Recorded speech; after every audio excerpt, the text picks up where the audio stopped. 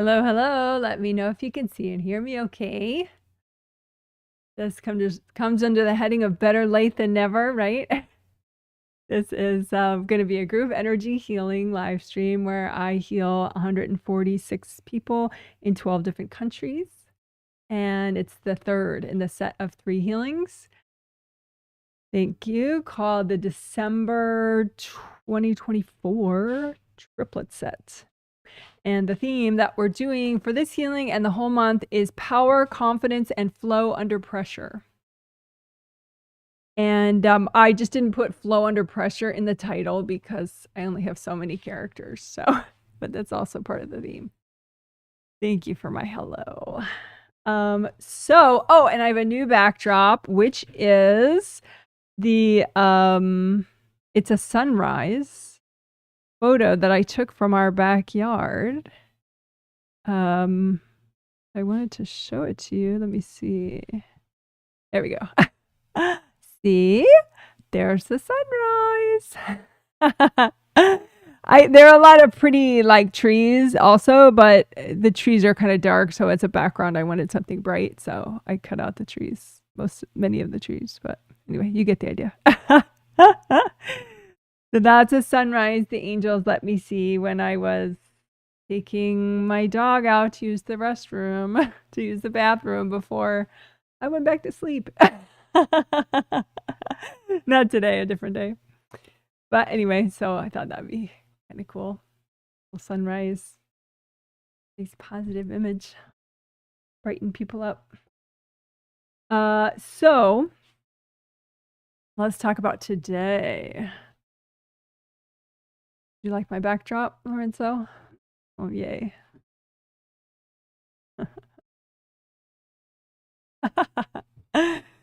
Let's see.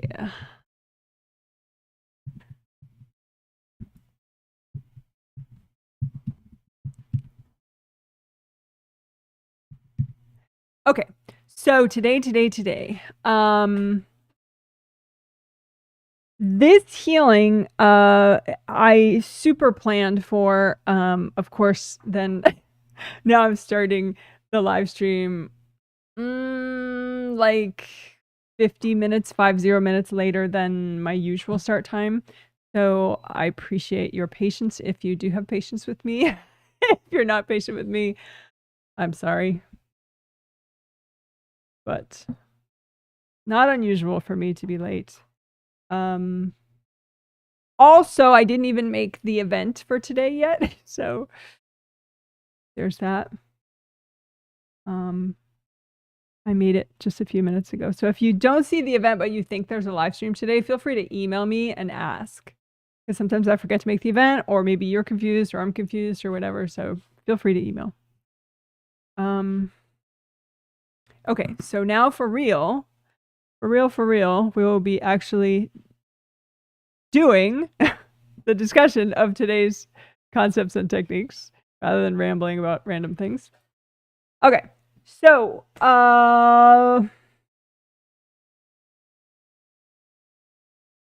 one of the new things that we'll do today, how about that,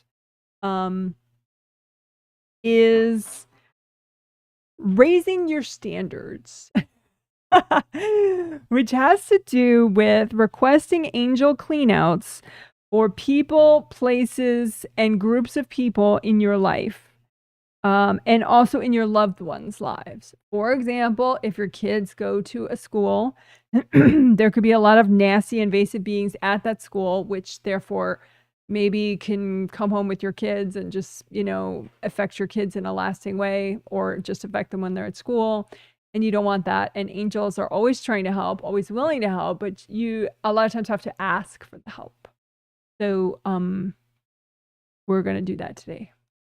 Another example is like, say if you work in or you visit somebody's home as part of your work, and their home is full of lots of invasive beings, there's no reason that you need to suffer like that and deal with an unsafe energy environment and the extra challenges that brings. You can have the angels clean out any environment, and if you have a lasting agreement with the person whose home that you're visiting, you could even telepathically on a spirit level have them ask their angels and have them maintain it at a higher level of safety for you by regularly asking for cleanouts of their home. Obviously, it helps them sleep better, it helps them focus more. It even helps like the safety of the home as far as less burglaries, less accidents around the house, things like that. If there are regular angel cleanouts.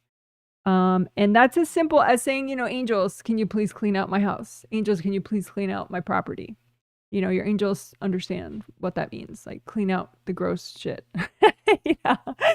Clean out the invasive beings. It's not perfect because, you know, maybe some people there have some martyrdom issues. So some of the invasive beings will be kept because somebody's a martyr and, you know, whatever. But it can be really helpful to get places cleaned out. People that you live with, you know, I love my husband Lorenzo, but I always ask the angels to clean out Lorenzo and his study and his, you know, where he stores things. And I would love for him to ask the angels to clean me out. And my piles that bother him, he could just say, angels, can you please clean out that area? But yeah, it's a loving, kind thing to do. Angels are always diplomatic and gentle, and it's really a cool thing to do. So that's something we're gonna do today to help world harmony and peace, and you personally. So that's basically raising your standards. And that does include, like if you're going to visit somebody's home to hang out with them, or, you know, especially if you're going to visit somebody's home and actually like sleep there, you know, for sure, you know, you can get angel cleanouts for the home, in advance. So you're not like kind of, you know, experiencing whatever bizarreness, you know, energy stuff is going on there while you're trying to sleep. You know, because you definitely want a safe, cleaned out sleeping space. So, you know, and plus, if you never asked for angel cleanouts for your own home, now would be a really good time to start. Especially your sleeping area. You're sleeping, the room you sleep in, you know, even if you sleep in 2 different rooms or, you know, whatever, just ask for a clean out for the whole house, the whole property. But, you know, especially where you sleep, the room you sleep in. Always a good thing. So that's the first thing, raising your standards. They're not, even in stores you go to, you can ask for, you know, an angel clean out of Costco or, you know, wherever you go, especially if you go to Walmart or someplace. For God's sakes, ask for an angel clean out first.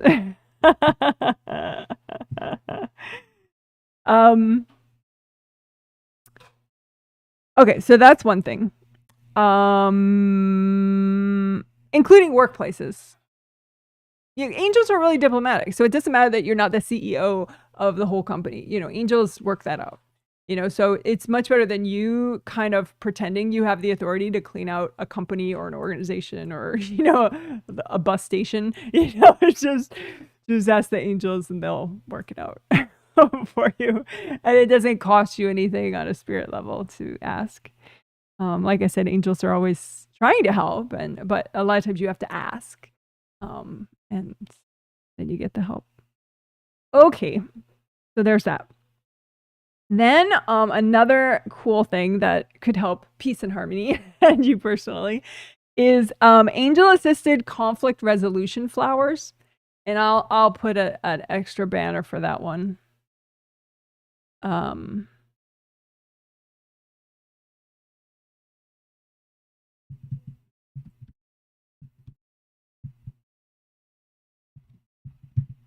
Okay, so what the heck are angel assisted?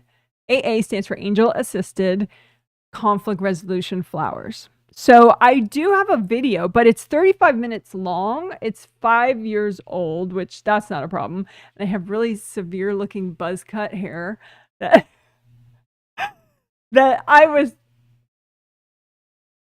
I did it and I don't exactly regret it, but it's certainly not my most flattering look. But anyway, it's a decent video if you have 35 minutes to sink into it. But if you don't, then you can just do what we're going to do today, which will be quicker and easier. Quicker mostly, maybe of equal quality, maybe slightly better quality than that video. So anyway, angel assisted conflict resolution flowers. And it has to do with, you know, giving message flowers to your backlash people, you know, people that you're in a conflict with, or it's like a one-sided conflict. They just keep bashing you for some reason. And so they're your backlash people. They're a backlash person. And so you make message flowers that are kind of like healing flowers, you know, out of universal healing energy, but you add your messages in it, like, you know, cleanly, but just, you know, like a communication, like, you know, if you keep punishing me, it's not good for your karma. And, you know, I'm really good at repairing. So it doesn't really have any lasting effect on me and you're harming your karma. So I just wanted to remind you of that. And you have angels and angels can heal you, right? So that's a big message, right? And a backlash person maybe doesn't want to hear any of that, or maybe wants to hear like the part about the angels, or maybe, you know, does want to hear about the karma costs of them punishing you all day long. But you give those message flowers to your angels and you say, okay, well, these are for my backlash people or this particular backlash person. You know, can you edit them and deliver them if they are helpful? You know, and the angels, you know, can decide. So they tune it, they take out the part that's just going to enrage that backlash person, and they tune it to a slightly different vibration. Like, you know, maybe you didn't put in there, I know your life has been really hard and a lot of things have not been fair for you, you know, which will enable the person to kind of understand that you're not coming from a fuck you kind of space. Yeah, excuse my French, right? And so you're just trying to be real with them. And so maybe the angels will add that to it, and then they'll take out the part that's offensive. And then if it will help the situation and reduce the conflict, they will deliver the flowers for you, you know, at a comfortable distance in front of the person, so it's not like dumping in their space at all or anything. So that's the not only with angel assisted conflict resolution flowers, the angels are tuning the message quite a bit and editing it, but they are deciding whether or not those flowers would help if they were delivered. And if they wouldn't help, your angels will just get rid of them for you. So that's the real added safety of it. And that's why, at least in this healing, that we'll see how helpful it was. Maybe we'll just keep doing that a lot and often, but we're going to do that today quite a bit. Because when you take big steps forward, it can, you know, freak out your backlash people. And so if this helps the backlash people to stop whacking you, or to not start even whacking you, then, you know, that's really helpful. So that's why we're going to incorporate it in today. And then I'll just study survey results and see how much it helped. So that's that.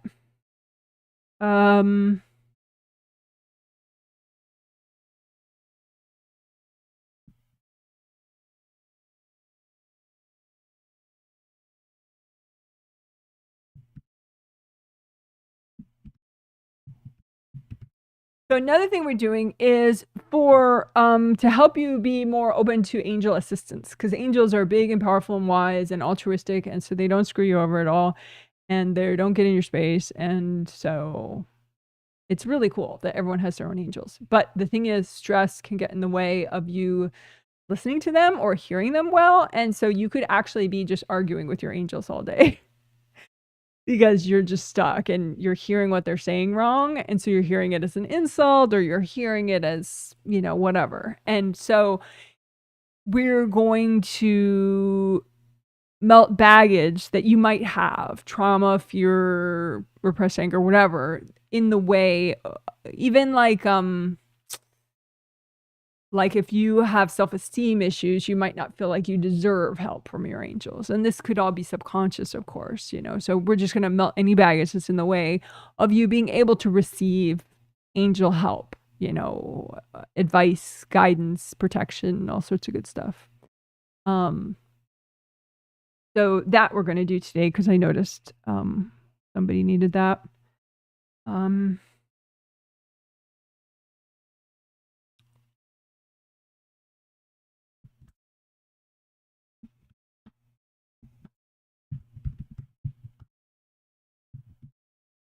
Okay, so we're going to do more 7th to 8th chakra connection repair work and unblocking work. We did a lot of it 2 days ago, and it was, I think it's potentially a game changer. It did help some people. Some people just needed more of it, so the results didn't like kick in. They weren't obvious. And then other people, some people had backlash because of it, which I think today will resolve that. I'm hoping that the angel assisted conflict resolution flowers, I think will help that so that we could enjoy the benefits, the empowerment benefits, the personal power benefits of getting a much better 7th to 8th chakra connection without the backlash, or with like way less backlash. So it's much more benefit than it is drama. That's the goal. So I have a diagram that I made, and everyone had to wait and watch me wait while I drew it 2 days ago in that healing. So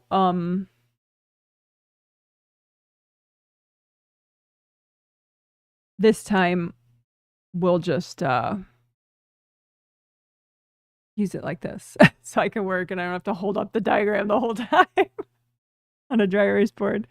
But anyway, so the idea is in this diagram right here, orange is really supposed to be gold because I don't have a gold dry erase marker. I don't even know if one exists. Gold markers exist, but I don't know that gold dry erase markers exist. But anyway, so that gold sun there, gold sun, represents your 8th chakra, which is an energy center of yours that you have. That is a big part of what people mean when they say your higher self. It contains a lot of your eternal wisdom and healing energy that you've, hard earned from lots of past lives and learning and experiences that you've had. And so your 8th chakra shines and sends down gold light to you through this connection, right? So I drew the connection there, and the orange connection to your astral body 8th chakra. So the 8th chakra is in the top of your head. So the astral body 8th chakra is in the top of your astral body head as opposed to your physical body head, right? You have 2 7th chakras. So that's the connection. The 7th to 8th connection is that, gold flowy tube with gold flowy river going through it. Hopefully, but you can get hard objects, as I drew right there. You can get hard objects that were thrown into this connection, causing a puncture, and then invasive beings or invasive people can be courting the hard object or the little rip around it and send their energy through, and that can really guck up this wisdom that you're supposed to be getting and the healing energy and sort of that inspiring big picture calmness, really cool energy. So that's why I drew the black lines sort of, smearing down in the connection, because of the hard object causing damage, and then invasive people, invasive beings sort of linked to that hard object. So we did a lot of removing of hard objects and recycling of invasive beings in the area, blah, blah, blah. So we're going to do more of that today, because I did see it was a really nice chain reaction of like people's manifestation wings got more unblocked and people's chakras got more strong, or auras got stronger, chakras spun better. It was just like, people just kind of knocked out blocks. And because the 8th chakra wisdom, it kind of reminds you of who you are and it reminds you of your power. So then we want to try to do as many of those efficient things as we can to kind of get you to go, whoa, here I am, as opposed to like, let's repair this, and then we're repairing like 8 billion different things bit by bit, and it's like, it's so tedious, whereas something big like this, you just, wow, here I am, it can do the work of, you know, 1,000 little tedious steps at once. And so as long as we can manage it so it's not like a backlash situation, then why not? You know, because then you're just stronger sooner, right? So, so we will, like the steps I already mentioned about the angel assisted conflict resolution flowers, melting baggage in the way of you getting angel help, you know, that kind of thing, and also even requesting angel cleanouts for the people, places, and groups in your life and in your loved ones' lives. We'll do that first before we do more of this 7th to 8th chakra connection work, so that we can be nice and bold with the 7th to 8th chakra connection repair and unblocking without, you know, and hopefully just it'll be pretty low drama, and just the benefits. We'll also, as part of the 7th to 8th chakra connection work, which we didn't do 2 days ago, is we'll clear agreements that you may have, unhealthy spiritual agreements you may have in the way of unblocking this flow. I noticed some people had agreements and it kind of made this like sort of like a saucer shape thing, blocking where the connection came down to this 7th chakra, the astral 7th chakra. It was like there was this little saucer looking block of energy, and it was just a bunch of spiritual agreements that people had that were, you know, a lot of them are just past life agreements, really old stuff, but it's like you know, like your father knows best, you know, always listen and do what your father says, or you know, something that was very invasive and it didn't make you smarter or more logical or more intelligent. It just, you know, was meant to kind of crush you and get you to obey no matter what, without thinking at all for yourself. So, you know, we can melt those agreements, unhealthy agreements, in the way of that, so that you get more of your wisdom. And I did want to mention a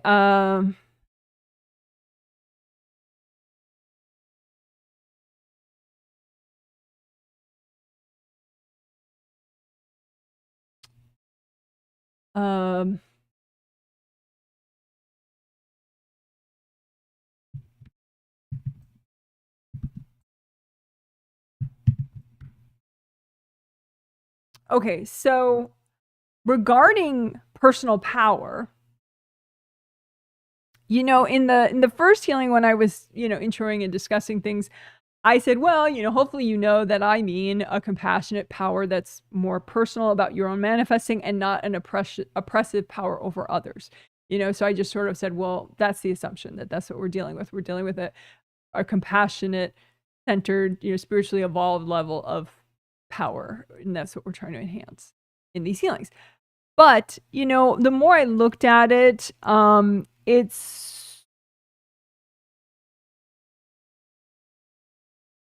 we can benefit from not assuming and actually thinking about that, thinking about and working like, well, okay, well, what's the difference between a compassionate power and an oppressive power?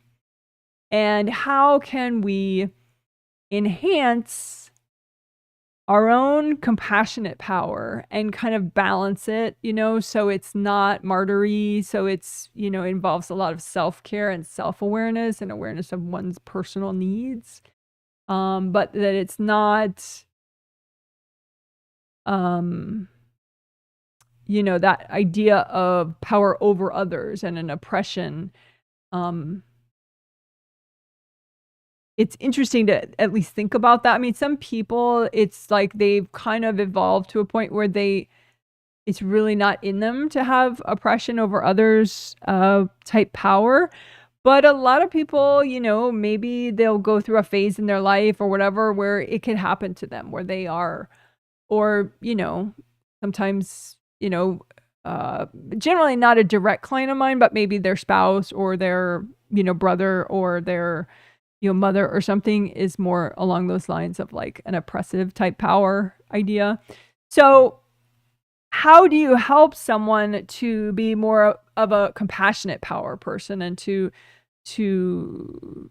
utilize their power in a compassionate, focused, evolved way, as opposed to trying to boss around and manipulate other people? So one thing I noticed is that 7th to 8th chakra connection that I just had a diagram up about and that we're working today as well.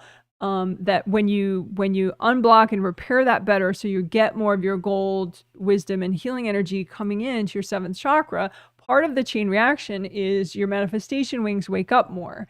And your manifestation wings, when they are nice and activated and repaired and unblocked, they look like big gold angel wings, you know, behind you, connected to your astral body energy system. They're a part of you as a spirit, not a part of your physical body. And they generate a lot of gold light when they're working properly. And that gold light tends to banish, you know, sort of knock out of your space oppressive energies and oppressive, invasive beings that might skew you towards that sort of a domination type power, even subconsciously. So the more gold light, the less oppressive. The more gold light, the more empathetic in a balanced way and compassionate in a balanced way. So that was interesting because sometimes, you know, I am healing people who really are not very compassionate. They are more oppressive. Generally, like I said, they're not direct clients of mine, but they might be a father of a client of mine, or a partner, or, you know, whoever, or even a kid of one of my clients who's, you know, in that sort of a headspace of like, you know, might makes right, kind of, you know, power over others type idea. And, you know, it happens.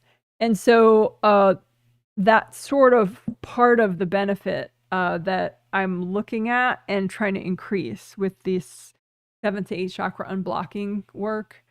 Because I don't want to just unblock the manifestation wings, because they could get blocked up again if you're not. I'm trying to do something that's so underlying that it doesn't get undone all the time, you know? Because like you can repair your aura like 3 times a day, and if someone keeps whacking you, you know, it could just keep getting damaged. You keep having to repair, and it's a real like rat race kind of thing, you know? Whereas if we can do something that's more underlying and more empowering, so it just kind of wakes you up on this deep level, you know, like wakes up your inner giant, you know, your inner like rah, then, you know, that doesn't get undone so easily. So that's what I'm trying to do is with the 7th to 8th chakra connection work, and, you know, and the chain reaction of more gold, more flow is also this idea of helping people to have a more balanced compassion, and less of an oppressive tendencies. I'm sorry my camera keeps flickering. Let me know if you see that too. I thought it was my cable, but I keep trying to push in my cable and it's still happening. So let me know if you... I just saw it happen just there. But anyway, I'm not gonna fixate on it too much. But I was curious if people saw that too. So that's everything. That's all. Only took me a half hour to explain. Yeah. So raise your standards. Angel cleanout for people, places, groups. Angel assisted conflict resolution flowers. More 7th to 8th chakra connection repair, including clearing agreements, and melting baggage in the way of getting angel help.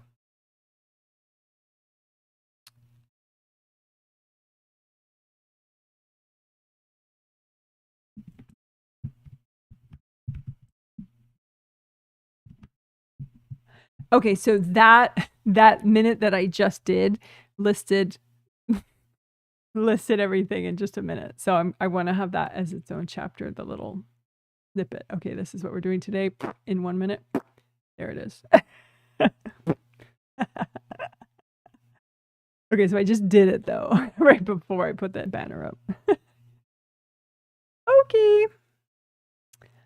So now I will look at Angel chat comments briefly, and then we'll do the 3 minutes of quiet, and then we will get going with this healing.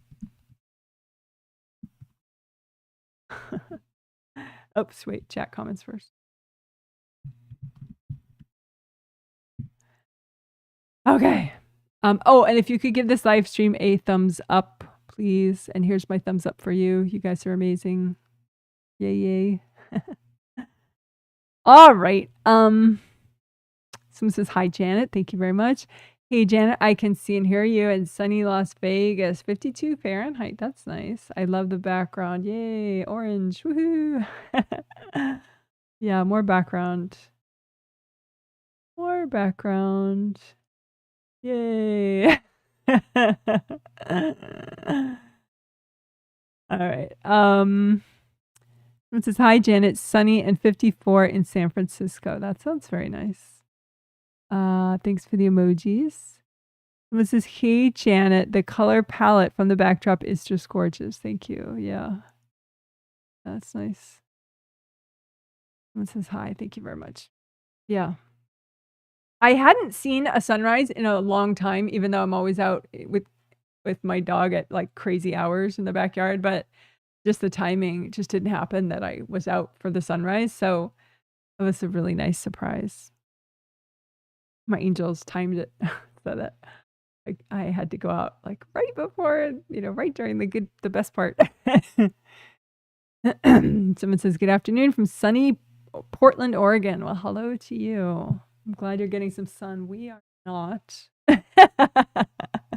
But I would say it's moderately bright cloudy today.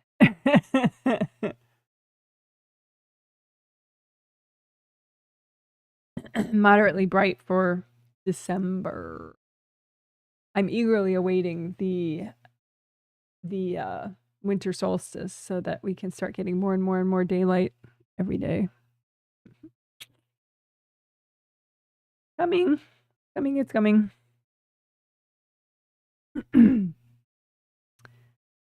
All right. I would mute when I clear my throat, but there was this live stream like 2 healings ago where I thought I cleared my throat and then I was like, oh, I should mute, right? So then I muted and I cleared my throat again really loudly, but it didn't mute.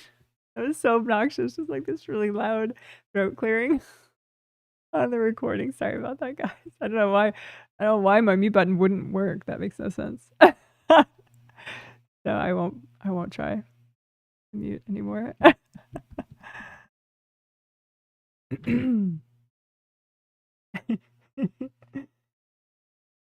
All right. So during this time, I'm just gonna finish my prep and that's that. Just 3 minutes. And then I'll start the healing in silence towards the end of that, and then I'll start talking shortly after that, and the whole rest is a walkthrough. So you're welcome to watch as I do the healing of the people that purchased the healing, and you can watch even if you didn't purchase the healing and you just heal yourself. Obviously, if I'm not healing you.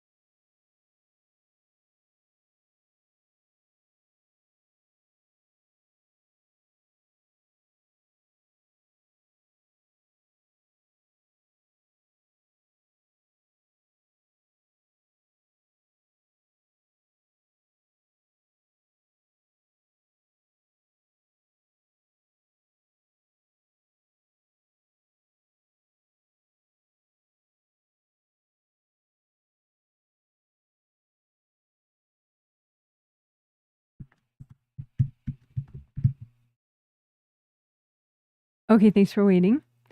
So now we're going to do grounding and also some work on healing the legs and the arms and repairing any energy leaks in your arms and legs. Maybe shoulders, we'll see.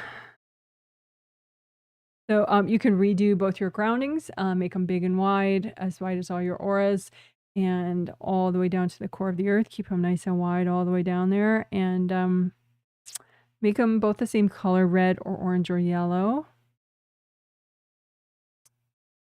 So make them wide behind you, in front of you, all around you, all the way down. Make them come up high as your third chakra. Third chakra is below your sternum bone that goes up and down right here. Right below that, that's where your third chakra is. Some people have it a little lower than that, like between there and your belly button in the middle there, but I don't. I have mine up a little higher. So I don't think it matters a ton. But anyway, just bring your grounding up that high to give extra support to your chakras 3, 2, and 1.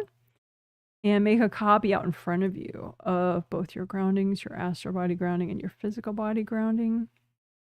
And use gold light from your hands to wash out your groundings and melt away blocked energy in your grounding. So your hand chakras, the palm of each hand, and your fingertip chakras in each fingertip, you set them to a metallic gold color like this glitter, so that that's the color they're generating as they spin.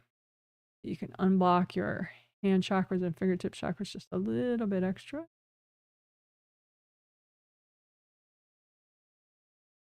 So that you have lots of gold light to do this with. And indie grounding is where you check the outer surface of both your groundings all the way down to the core of the earth and melt away anything that's attached to or sticking out of your groundings. So, because you don't want any attachments to other people's groundings or any hard objects sticking out. Melt all that away.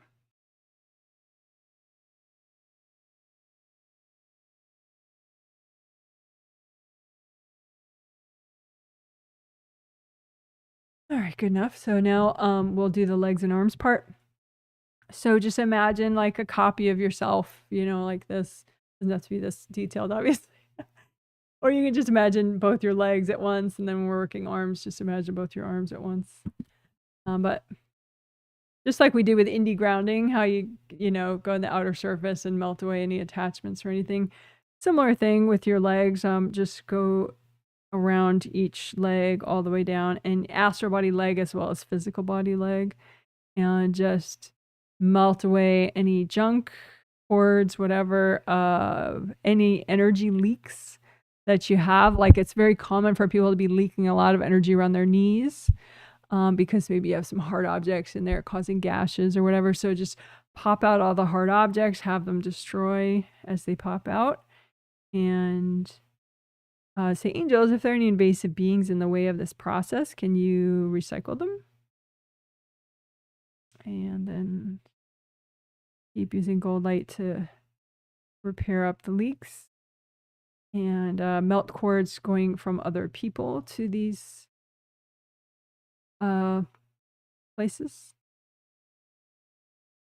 Because cords from other people can get in the way, just like invasive beings can get in the way. You want your legs to repair nicely so that energy just flows up and down them without leaking and spurting out everywhere. Especially around your knees.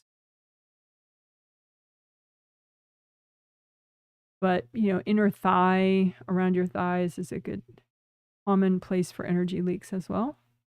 So just pop out any hard objects stuck there. The angels, can you recycle any invasive beings in this area?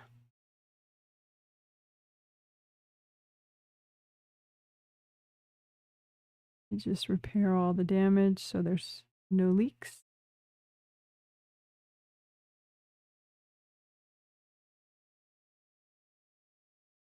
All right, so that's legs. We can do shoulders and arms. Same way. So it's a gold light, meld cords. Angels, can you recycle any invasive beings affecting in any way my shoulders and arms?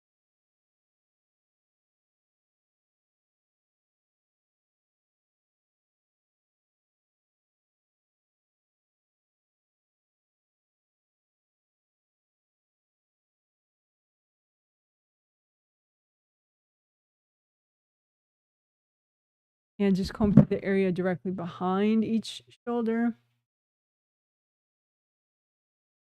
And you may find hard objects there, either in the astral body aura or the physical body aura. So you can just kind of surround the hard objects in gold light. And just angels, if there are any invasive beings hooked into these energy blocks or hard objects, you please recycle the invasive beings. And then melt cords going between you and other people, going, into these, melt any cords going into these hard objects or energy blocks. And then just blow up the blocks or melt them with gold light. If they're not removing, you can just freeze them and lift them out yourself. Give them to your angels. Angels, here you go. Angels, here you go. But a lot of times, once you get rid of the invasive beings and the cords from people, then as you keep using gold light, they'll just, the objects and the blocks, they just melt away completely.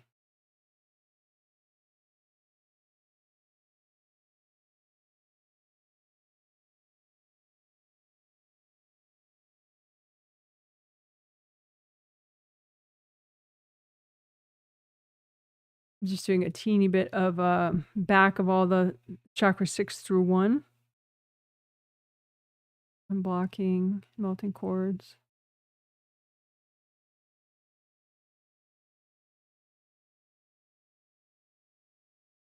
All right, so that was grounding, etc. Grounding legs, shoulders, and arms.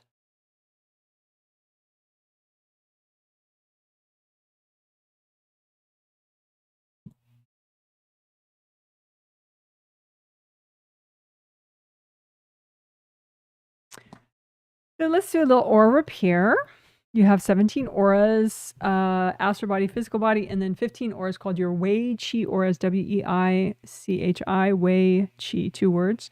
Wei Qi is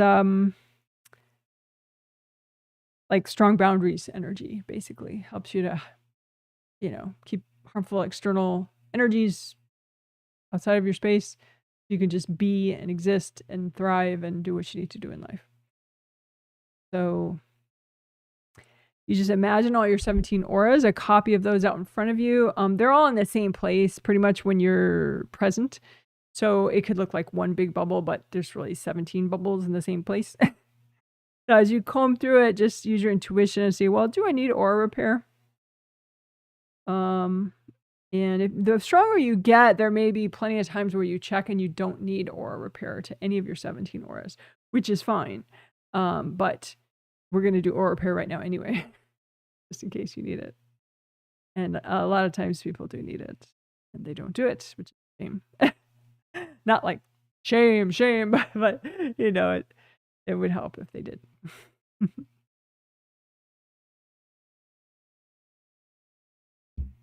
Worst case, if you know you need aura repair and you don't have a second to get it done, you could ask your angels to repair your aura for you. They may do it for you, or they may just say, yeah, make the time, do it. So it's good to get good at it and do it quickly. So just in case you need to. But anyway, you make a composite copy image of a rip and have that rip represent all the rips in your 17 auras that you have right now. And then as you repair this rip, you're repairing all the rips in the 17 auras. So make the image of a rip with your intention. You don't have to see energy yet to do that, to do any of this. You don't have to see it. But you make an image of a rip, and then you want to clean it out first. So the gold light does a good job at repairing. So to clean it out, you could do various things, but sticky gold wax is easy enough. So you just use gold light from your hands, but with your intention, it sticks and hardens and forms a lump around whatever's not you, so that then you can lift all that out at once and give it to your angels. So sticky gold wax, fill it up, have the junk become a lump, and give it to your angels. Angels, here you go. Sticky gold wax. Angels, here you go. So then you use the gold light, get it as deep as you can in the rips, in this composite copy rip, to clean everything out so that the rips grow back. And make sure you got rid of all the hard objects that were stuck in there. Give them to your angels. Angels, here you go. Angels, here you go.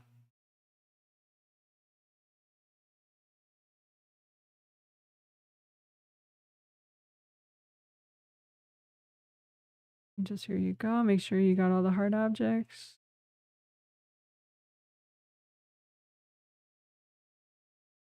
Okay, so that probably repaired most of them, if not all of the rips. But let's do it one more time just in case you have some leftover rips. So make one more composite copy rip and have this represent any leftover rips that you still have. And then do the same process. So sticky gold wax, have it stick to the hard objects, the invasive people, the invasive beings, any junk in there, and just lift all that junk out, give it to your angels. So sticky gold wax, lift out the junk, angels, here you go. Finish up the repair. You can say, angels, if there are any invasive beings in the way of this repair process, can you please recycle them?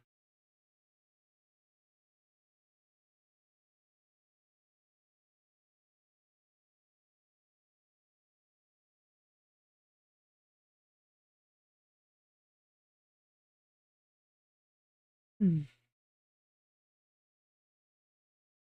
may have some hardness left over either in the outer surface or a couple patches of hardness left over. So you can put copies of all that hardness in any of your auras out in front of you and melt it away, because the hardness creates a weakness in your auras. You want flow, and that means that makes your aura as strong as possible. So put copies of any aura hardness out in front of you so that you can melt it away. Gold light. Put copies of any aura hardness out in front of you, melt it away with gold light.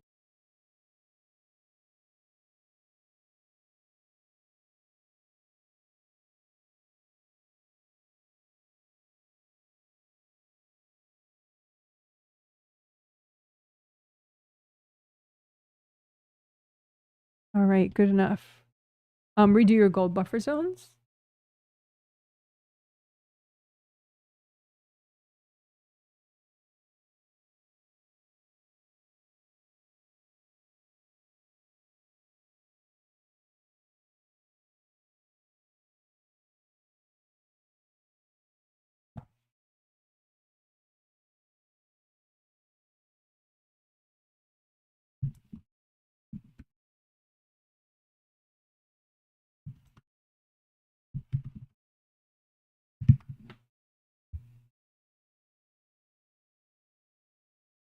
Okay, so sometimes we blow right through all the 5 essentials in a row: grounding, aura repair, chakra repair, creative ring repair, read karma window work back here. But this time I'm gonna, sprinkle in the other stuff in between. So this is one of the in-between other things I mentioned in the intro, that in order to be more open to angel help and protection and guidance, as much as you might possibly want or need, let's melt baggage that you may have that's accidentally in the way of that. So it could be resistance baggage, avoidance baggage, repressed anger, self-esteem baggage, whatever. Martyrdom baggage, whatever. So you could make a big gold blanket out in front of you, or just make piles, doesn't matter. But just put out in front of you copies of any baggage that's in the way of you receiving as much angel help, guidance, and protection as you could possibly want. And so just put all your baggage out there in front of you and just say, angels, is it okay to clear all this right now, or is it too much? That way your angels will edit the piles. And then anything that's still out there is healthy and gentle to clear right now. So you can melt it away with gold light, or you could blow it all up, whatever you like.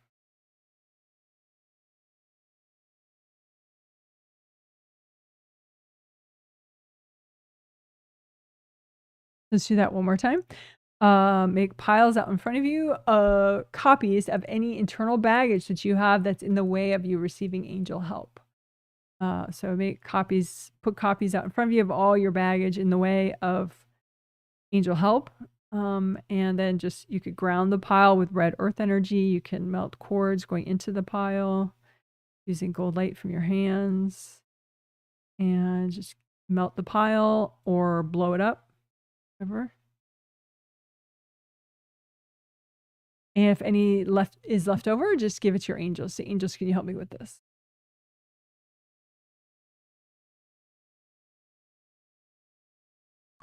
All right, good job, good job. So, woohoo, you're amazing.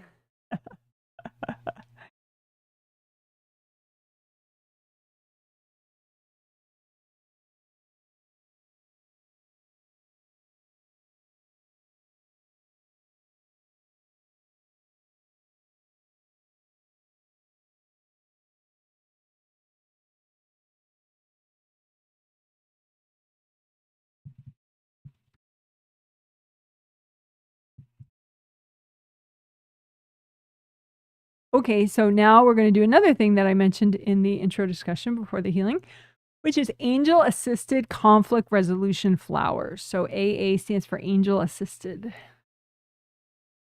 So you may have backlash people that tend to whack you, throw energy at you for all sorts of reasons. Usually it's subconscious and they don't know they're doing it. They may not even be annoyed with you consciously, but subconsciously they are triggered and or annoyed with you. And so that's why they're whacking you. But anyway, so that's a problem because whacks can cause destruction in your space, and that's going to waste your time and energy to deal with the symptoms of that or just to repair it over and over and over. So what we can do is do angel assisted conflict resolution flowers, and I already did explain that before the healing and in its own little chapter. So if you want more explaining, just refer to that chapter in the healing. Within a day it'll be timestamped and you can go right to it. But anyway, so let's just do it. So you imagine anyone that you know you have a conflict with, and also any backlash people, whether you know about them or you don't know about them. And just you can make a big lineup of them. You know, so imagine all of them. You don't have to know. There are probably some backlash people you don't even know that you have. They're just rando neighbors or something that don't like your front lawn or whatever, your front yard.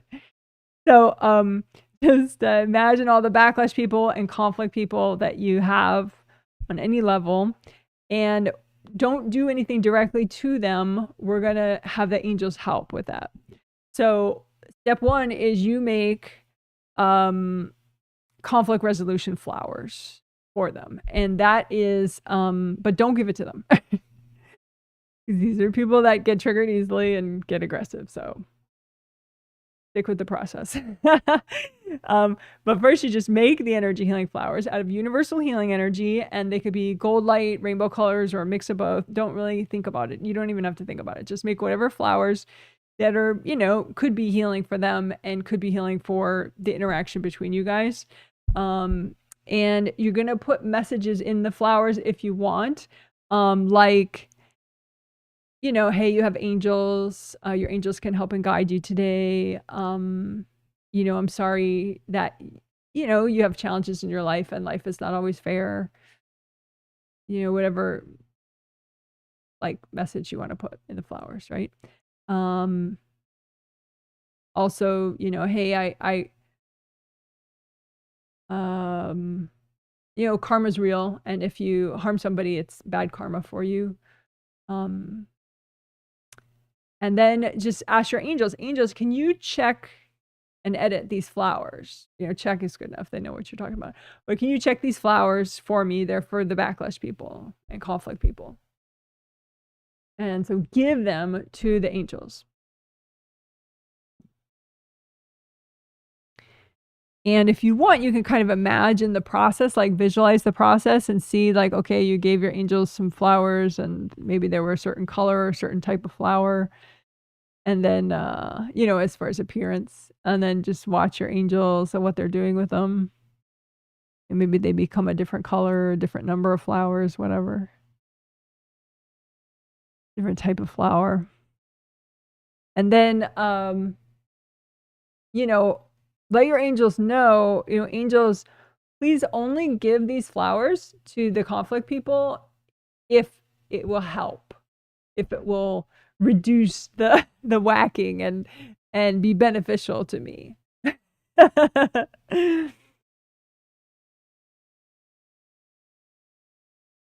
And then you can kind of watch, you know, maybe your angels give the edited flowers to some of the people, but not others. And that's fine, you know, because you don't want to, if somebody is just so opposed to getting any communication from you that they would whack you more, if they got it, then, you know, what's the point of that, right? So, so your angels can see all that easily and make those decisions. So that's it. That's angel-assisted conflict resolution flowers.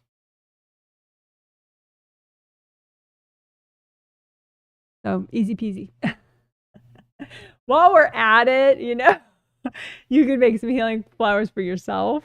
You know, maybe there's some nourishing and you know, goodness that you can give yourself to help you to process these situations and be at your best with them. So just make energy healing flowers for yourself. You know, conflict resolution flowers just for yourself, right?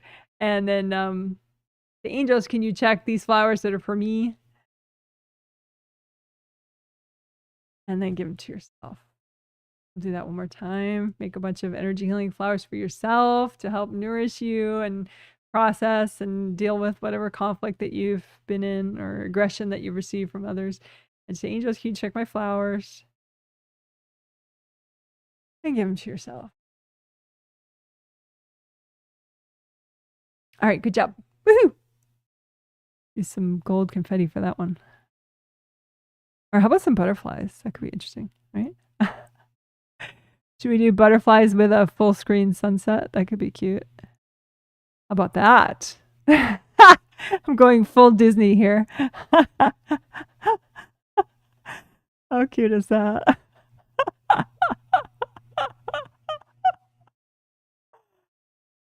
You're funny. All right. Yay for butterflies and sunrises.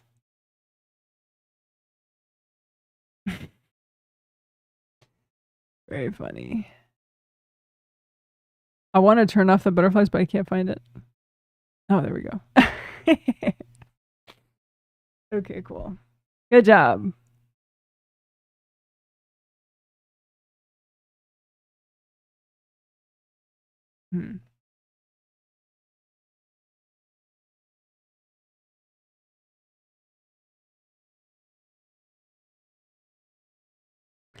So I haven't forgotten that we still have the other 3 essentials to do. However, I do want to do another one of those special for today things before then.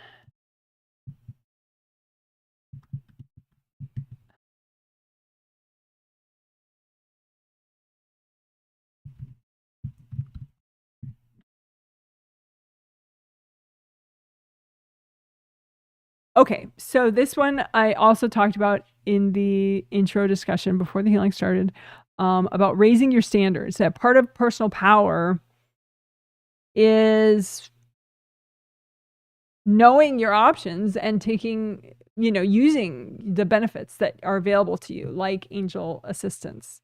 And there's no reason that you need to be in unsafe energy environments, really, either in the astral or in the physical realm. In the physical realm, like maybe occasionally, like moderately unsafe environments, but definitely ask the angels for a clean out first of the environment that you're going to be in, so that it gets as safe as it can be.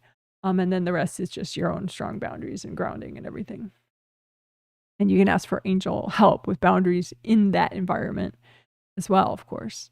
But so this is about getting angel cleanouts for the people, places, groups of people in your life, as well as in your loved ones' lives. You know, because if your partner keeps going to some store that has total crap energy and then he doesn't get a clean out, you know, I mean, you may as well clean out the store that he goes to. Well, the angels can do it, right?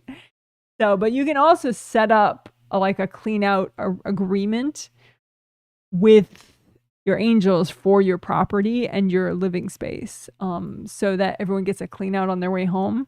But still, you know, this is a good extra level that you can do. So let's do it. Enough talk, right? Enough talk. So, it's easy. Say, angels, can you please give cleanouts to the people, places, and groups of people in my life? And can you also do this for all my loved ones, if possible?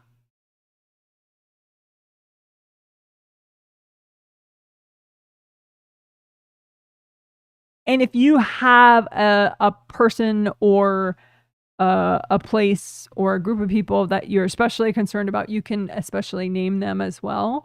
But it's good to do both and just have a blanket clean out of all people, places, and groups in your life.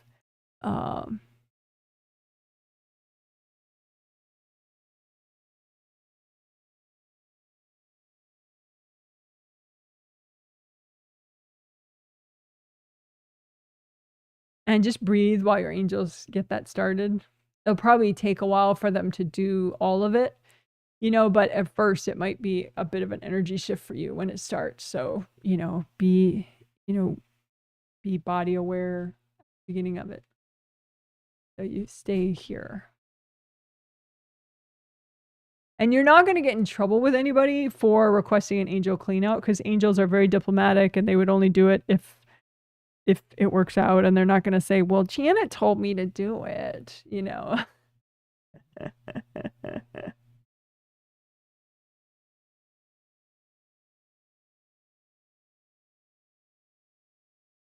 And like I said, you can also, so that's just requesting a clean out, angel cleanouts from your angels.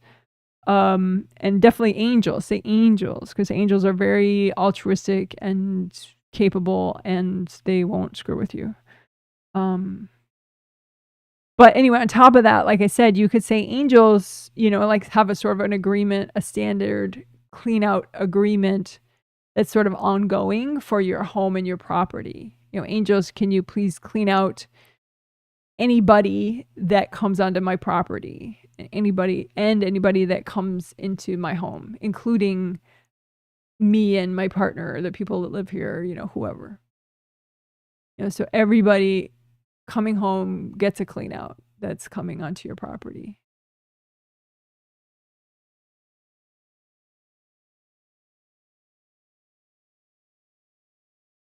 And while you're at it, you can also, you know, especially for sleeping areas, you know, angels, can you do an extra clean out for any sleeping areas?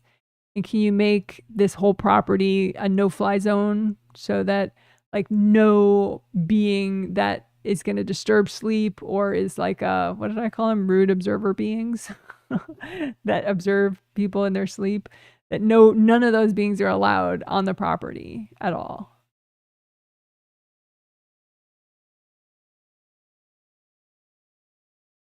So no sleep disturbing beings are allowed on the property. Angels, can you make that happen? All right, good job, good job, good job. So that was raising your standards, asking for angel cleanouts for all people, places, and groups in your life, including the lives of your loved ones. And then also we did the sort of the standard ongoing clean out agreements with angels for your property and your home. And then also an extra clean out agreement, an ongoing clean out agreement for your sleeping spaces. And, you know, any sleep interfering beings, if the angels could just keep them off the property entirely. All right. Good job. Woohoo. That one, we could do some gold confetti for that one. If I can find it.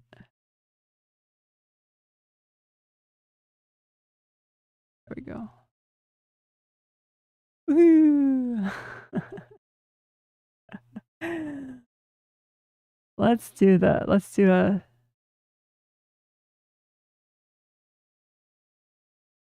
full screen sunset with our big old confetti.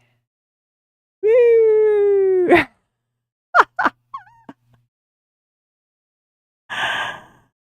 That's pretty hilarious. One more time. Let's see, where is it? There we go. Woohoo!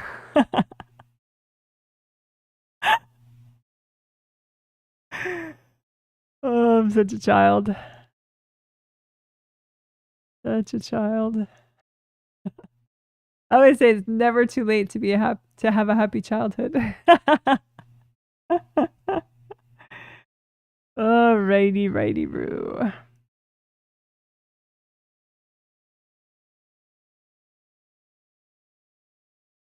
Okay, so now let's finish the 5 essentials. We'll do the others, and then we can other fun stuff.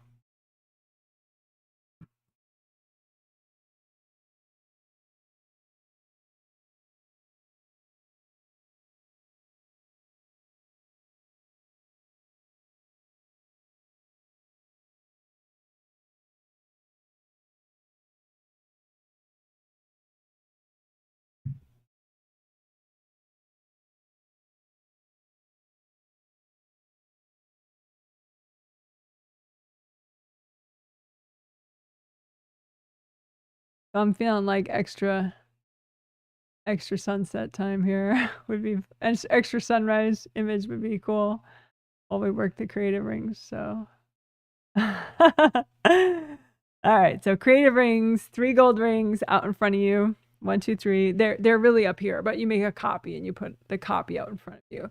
So they come and go with you as a spirit. They're right here above your astral body head. And they generate gold light when they're not messed up. And the gold light forms a nice protective force field right here, but also that gold light gets sent down to help and nourish and strengthen all your major chakras along your spine. So it's a great thing. So just imagine your 3 gold rings, copy out in front of you, and use gold light and melt away cords going into your creative rings. And the cords could be from people, in which case, yeah, just melt the cords. The cords could be from invasive beings, and that they're, you should, I would say, you should ask the angels to recycle the invasive beings, just so, enough is enough. So angels, can you recycle any invasive beings at all messing with my creative rings in any way?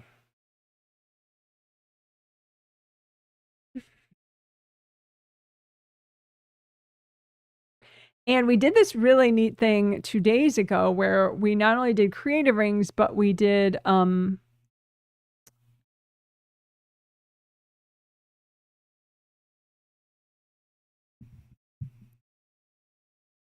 7th and 6th chakra as well.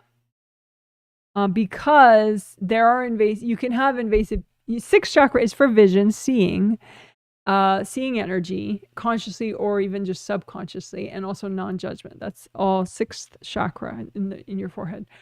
So, but if there's like some invasive beings or even a person on a subconscious level that is in a certain part of your space, but they don't really want you to notice, they'll also work their way into your 6th chakra to kind of shut down your vision of whatever area they like to be in.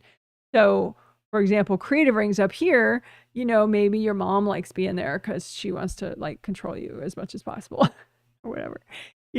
So if she's smart in sort of a nefarious way, a negative way, she'll also work her way into your 6th chakra. So she'll be in like, and your 7th is on the way. So she would probably be in 6, creative rings 7 and 6, in order to like sort of block your proper vision of your creative rings. So you couldn't really see her there. So it'd be harder to get rid of her there from there. I mean, you'd be less likely to get rid of her because you would just not really realize she's there, right? So we don't have to be accurate and read every person that's influencing your creative rings or every invasive being. Just do it this way. Imagine copies of your creative rings, and then 7th chakra, which is oriented this way. Ideal color for it would be purple. So open cylinder oriented this way for your 7th chakras. And then 6 chakras oriented this way with the round opening in the front, round opening in the back, right? So creative rings, 7th chakras, 6th chakras. I say chakras with an S because astral body chakra and physical body chakra. We have 2 sets of 7 chakras, right? So imagine your creative rings and your 7th chakras and your 6 chakras. Use sticky gold wax and have it stick to all the people and invasive beings that are in all those areas, especially the ones that are in all of the above, and then just drag all that out. Angels, here you go. Can you recycle all that? Drag it out. Angels, here you go. And, angels are never going to recycle people's energy. So you don't have to worry that like you dragged out your mom in addition to 40 beings, they'll just recycle the invasive beings and send your mom back to where she belongs. So again, just freeze any junk, any invasive beings in your creative rings, 7th and 6th chakras. Drag that out. Angels, can you recycle all that? Drag it out. Angels, can you recycle all that? And if you have any invasive beings that are clever enough to sort of back away when they see you start doing that, just imagine, them all in like a little cloud of, beings that backed away, and just say, angels, can you recycle all these beings as well?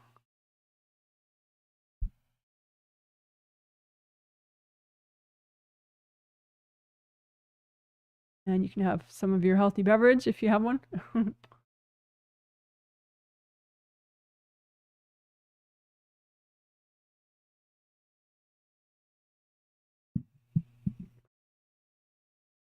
Flaps, that's the last thing I want to do about the creative rings. So this would be if your flaps are in an irritated state and they're open, see how they kind of stick out like that? So we don't want that. We want them to be, the flaps to be flush with the ring, so they're closed. So it's just like a smooth ring, right? And so that's sort of a top-down view of one of your creative rings. So just melt cords enough so that the flaps fall shut. And that's a nice indicator of, you know, if your creative rings are okay, if you just notice, okay, are the flaps open or not for my creative rings? Because you want them to be shut, flaps. They're not shut, you need to do more repair, more cord melting. The repair, you know, they could have cracks, they could have just missing pieces. Just let the gold light do all the repair.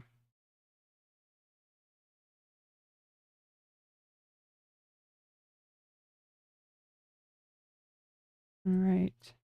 And again, you know, any invasive beings or people in your creative ring 7th and 6th chakras, just to freeze them all, drag them out. Angels, here you go. Freeze them all, drag them out. Angels, here you go.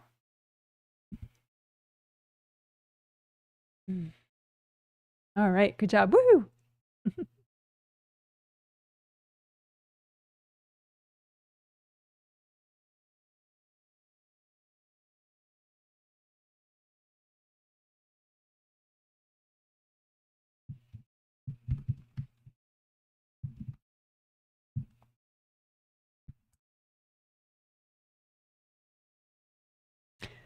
So for variety, let's do the waterfall for our chakra work.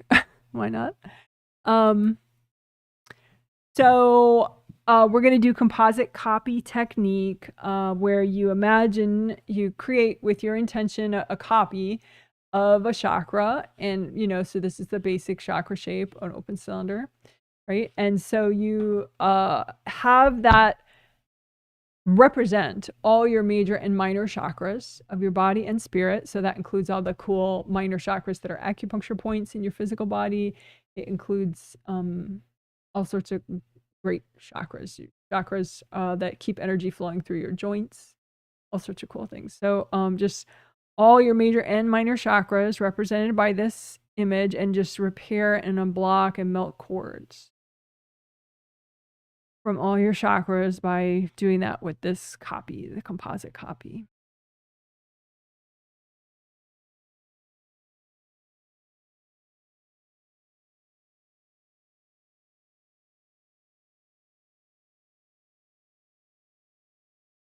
Drag out the blocks, melt them away. Drag out the blocks, melt them away. Angels, if there are any invasive beings in the way of this work, can you please recycle them?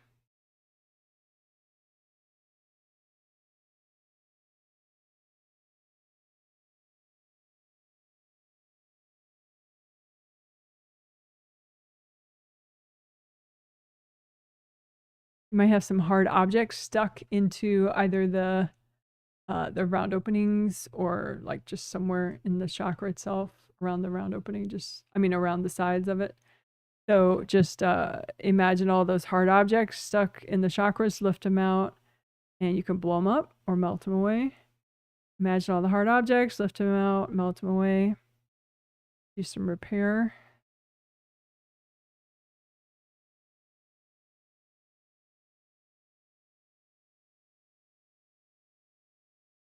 Chakras do have flaps, just like the creative rings, like I showed with those. So around the round openings. So you want the flaps to be smooth and shut so that your energy flows in and out of the big openings, but there are no flaps open. So it's harder for people to cord you.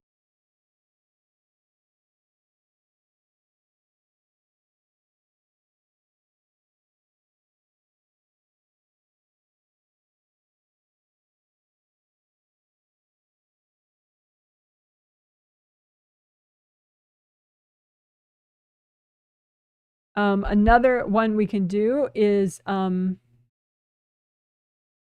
way we can do this is,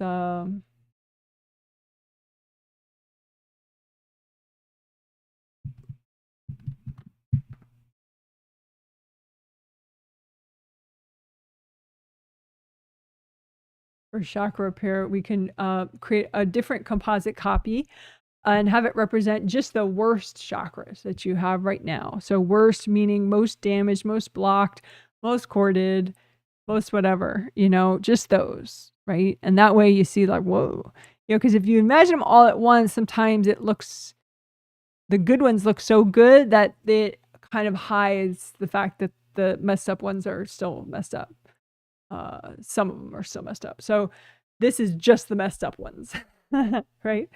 So make a composite copy of, you know, that looks like a cylinder, but it can be as beat up as these chakras are, you know, and just have it represent all the worst chakras, including the worst acupuncture points that you have. And you're just going to repair to the extent that's healthy and gentle, melt cords, unblock. You can do a tricolor soak with just these worst chakras, you know, bring up red earth energy, soak them in the red earth energy, bring up orange earth energy straight from the core of the earth, soak them in orange earth energy, bring up yellow earth energy, soak them in yellow earth energy. You can bring up red earth energy again, because red is a real safe color for all, if you're doing all chakras, including all body chakras, you know, red is fine.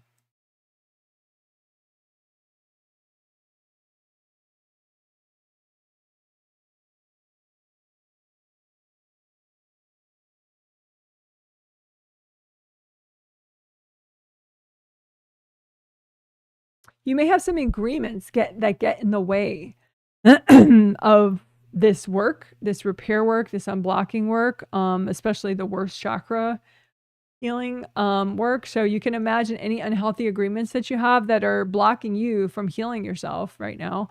You can imagine like a stack of paper, you know, any of these unhealthy agreements that you have in the way of you doing, you know, restoring yourself and your chakras. And just say, angels, can you help me do this? And just, you know, run gold light through those unhealthy agreements. That way they can end. You can end the agreements. Or, you know, your angels can help you to shift the agreements so they're no longer unhealthy. All right, good job. So then just do a little bit more repair now that those agreements aren't in the way.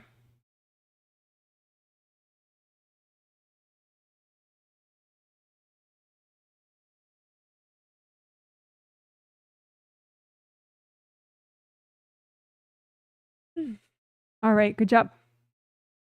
So that was chakra repair. First we did all, then we did worst.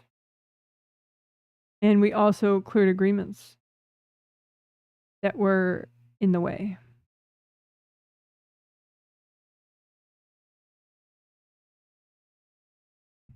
of the repair process, repair and unblocking. So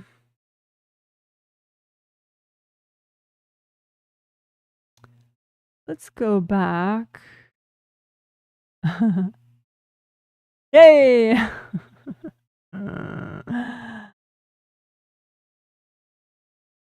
Let's go back to the sunrise. And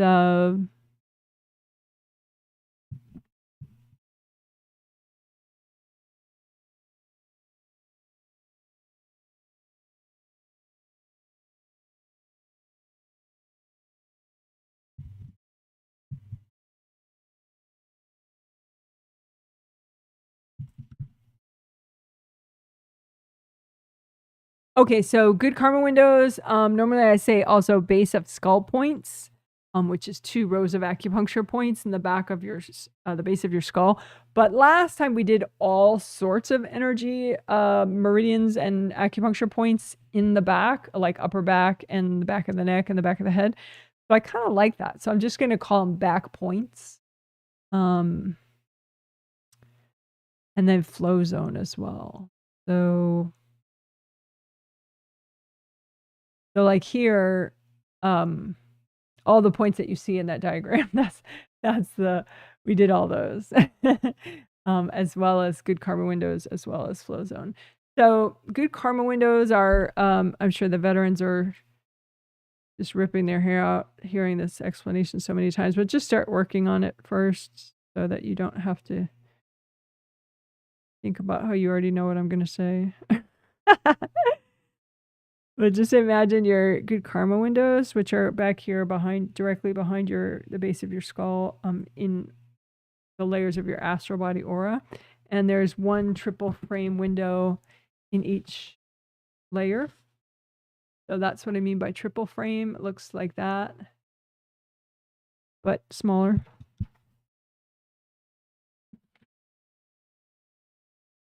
And so each one would be the color of your energy in that aura layer. So red, orange, yellow, green, blue, light blue, deep blue, purple, if you go by the rainbow chakra system.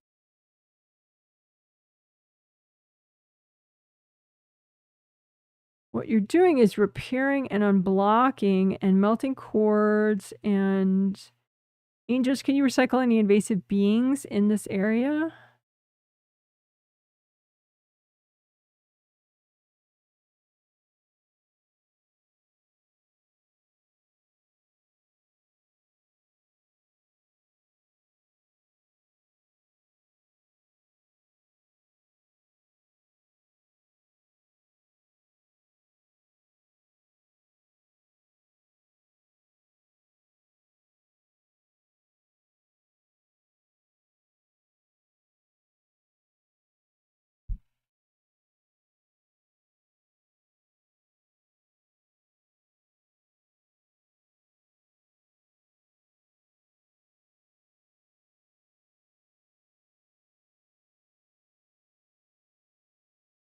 And you can look for particular, you know, because there's 7 of them, right? These good karma windows, 1, 2, 3, 4, 5, 6, 7. One is closest to your head.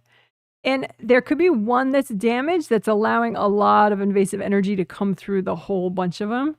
So you can just check each window to see, is a lot of junk coming through this one? And if so, just repair it more. And you can say, angels, if there are any invasive beings connected to this, can you please recycle them? I was just doing that for the 4th chakra creator, good karma window, the 4th layer, good karma window.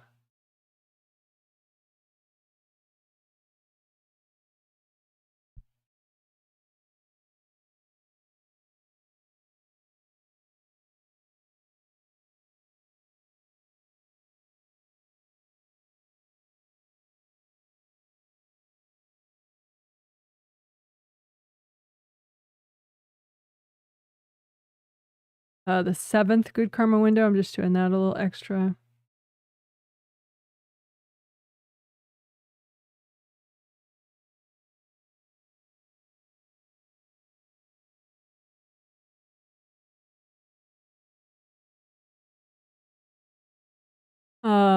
Flow zone is in that same area, but the physical body aura. So back here in the physical body aura and then in and around the neck. So all back here behind the base of the skull, behind the neck, and then including the in and around the physical neck.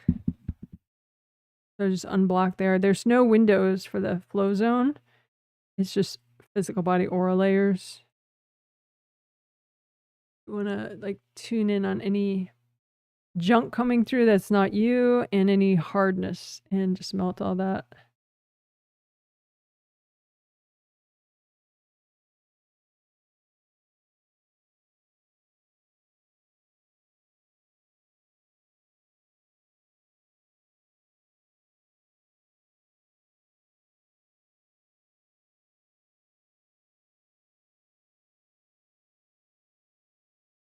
You can have like hard sort of bands around the neck. Particularly people that have like negative self-talk issues, check for hard bands around the neck in the auras. They could be wide out here in the 5th layer, but they could be also right up against or anywhere around there. 5th layer is 5th chakra is inner voice, talking to yourself, how you talk to yourself. Also nonverbal communication and verbal out loud conscious communication and hearing angels.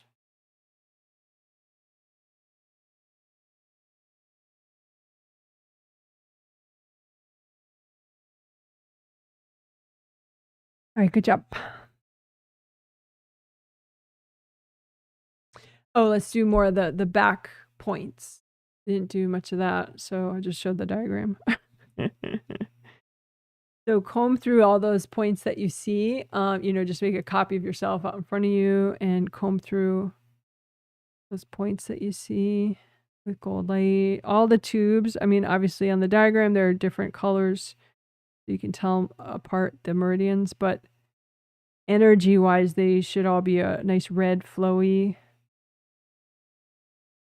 red vibration, like a red flowy tube with a red flowy river inside it. And so they can have rips and leaks. They can, which you would repair. They can, the flow within them can be blocked.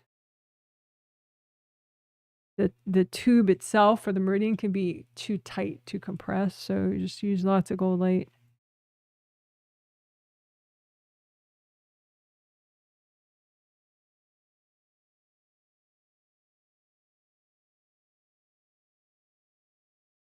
You could have energy blocks. So find an energy block behind all these points, you know, so in the auras behind, find like the biggest one that's still healthy and gentle to get rid of, the biggest energy block. And just say, angels, if there are any invasive beings hooked into this block, can you please recycle them? And that's a good thing to do first, just to eliminate drama.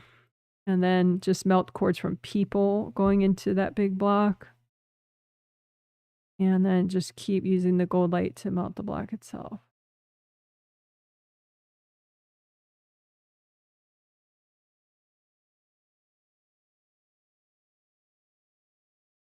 And if you have any beings that were hooked into it, but they moved out when they saw you starting to work it, just recycle them. Angels, can you recycle all those beings?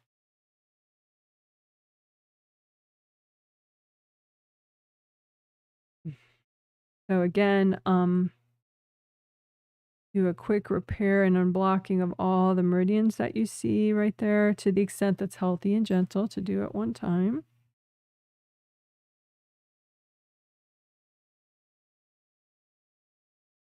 And comb behind all those meridians so that you can find a big energy block, the biggest one that's still healthy and gentle to clear. The angels, can you recycle any beings hooked into this or who were hooked into it? And then just melt away the people that are hooked into it.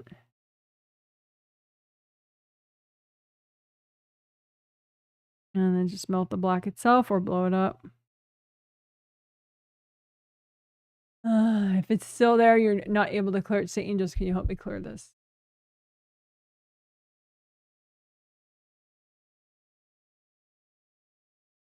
All right, good job. Woohoo!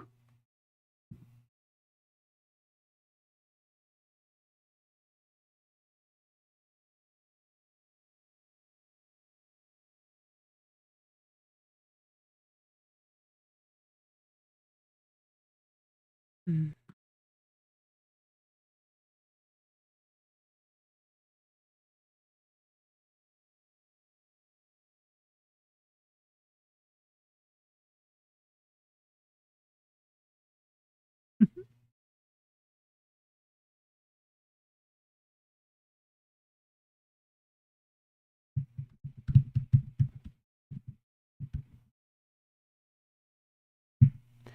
So, let's clear extended sinus masks.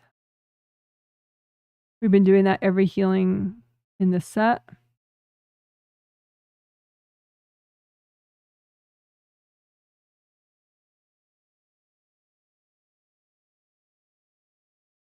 So extended sinus masks, they're masks not in the sense of that you're hiding, but in the sense that they just kind of conform a little bit to the shape of your head or your nose or parts of, you know, your body. They're just kind of pressed up against it. And so in that way, it might, you know, remind you of a mask.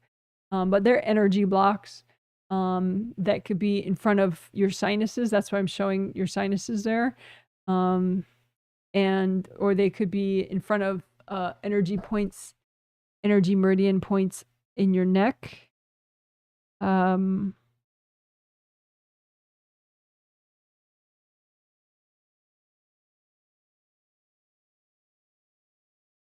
There we go. CV23, CV meridian is the one going up the midline that manages all the yin meridians, conception vessel meridian. Goes straight up the middle. there. Ends in the last point of it is right there, just below the lip. But if you go down a little bit, CV23 is right at the top of the throat there. And that is a good point to unblock. I notice a lot of people get a lot of pressure on that point, and, external energy kind of pressure coming from in front. And so that's a good point to make sure you're repairing and unblocking. In addition, when you're working these, removing these extended sinus masks, also stomach meridians, especially 9, 10, 11, and 12, those acupuncture points that are dots on the diagram, the green line there, that's stomach meridian, which is cool. It like goes like this, and then it goes down like this. So it's pretty cool. It goes through your nipples, which I always like to joke about. Your nipple chakra. But because I'm a child. But so stomach meridian 9, 10, 11, 12, those acupuncture points. So we'll be doing those as well. Unblocking, repairing, and just in front, extended to the point where we're talking about blocks that are pressed up against all your major chakras along your spine. So you can have them, they're just like this, or all the way, along. So that's what we mean by extended sinus masks, extended. And so, and they can be out too, like anywhere in the auras. They don't have to be right pressed up against, although they often are. So that was explaining. Let's frickin' do it.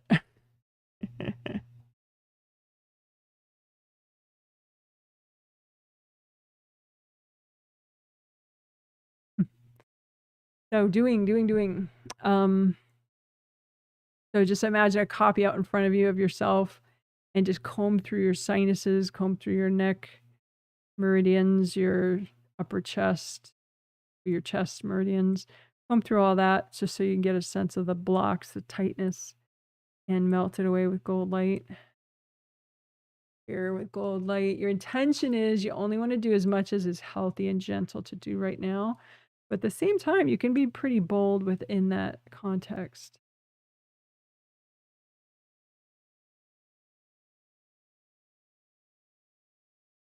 And if you skipped over this section to, you skip the angel-assisted conflict resolution flowers, that's a good thing to do.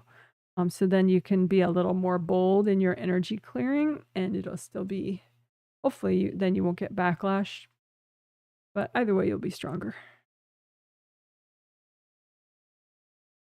So you're combing through your sinuses, your chest and neck meridians, and even all along your major chakras. Just comb through, get a sense of any big blocks there. The angels, can you recycle any invasive beings that are in these blocks? And then melt cords from people going into these blocks. Could be a lot of people potentially, and doesn't mean they're evil. Don't get into all that.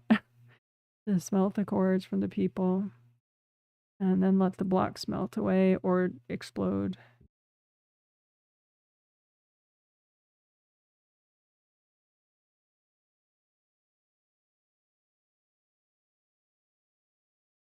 And of course you can do like, you can just send gold light to your body also, just for, as we are clearing extended sinus masks, we're clearing from both the astral body aura and the physical body aura. Even though we're saying sinus masks, that very part where the sinuses are on the astral body is still really important. Just because the astral body comes in fully, hopefully, to the physical body, and so blocks in one really affect the other. So we're combing through and removing extended sinus masks from both astral body and physical body auras. So just comb through all those areas, get a sense of the blocks, move them just a bit, and just say, angels, can you recycle any invasive beings in all these blocks?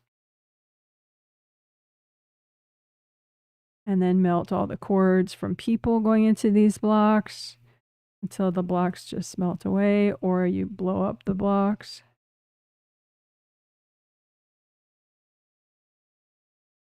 All right, good enough. Woohoo! Yay!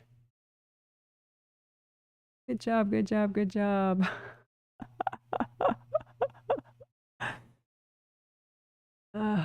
Just keeps getting better.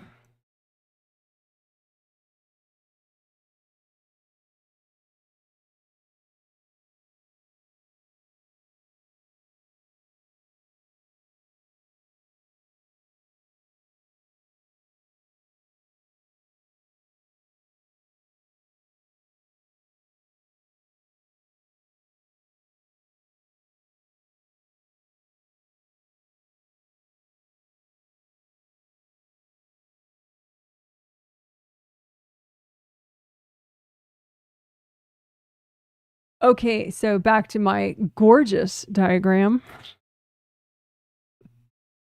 I'm such an expert artist. My husband actually is an artist, but it's not contagious, as you can see. So,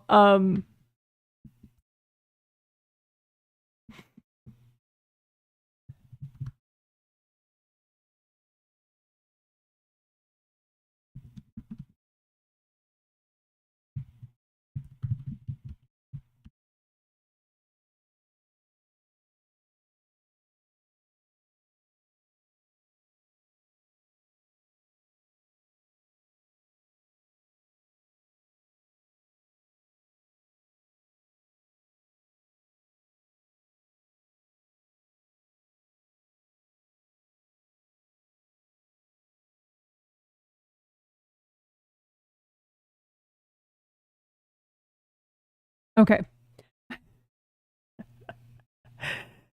So we're doing more of this. We did it 2 days ago as well, and it was awesome. So I'm pumped to do some more. And again, yeah, I guess so. We can do another quick batch of angel assisted conflict resolution flowers for all your backlash people, just as like a final peace offering before we rock it out doing this work. So angel assisted message flowers means your angels edit them and deliver them only if helpful. Okay, so make a whole bunch of energy healing flowers for your backlash people, but be nice, make them nice, out of universal healing energy. So they're gold and or rainbow colors. And then just make them message flowers in that you put a message in them or several messages, and your angels will clean it out so it's your energy won't be in them, just the message. So I'm sorry that you have a lot of challenges in your life. You have angels that can help and guide you. Karma is real, so if you harm anybody on purpose, there's it's very costly to you personally. So you could have those messages in there if you want, and then or any other messages, and then say, angels, can you please edit and check these flowers for my backlash people.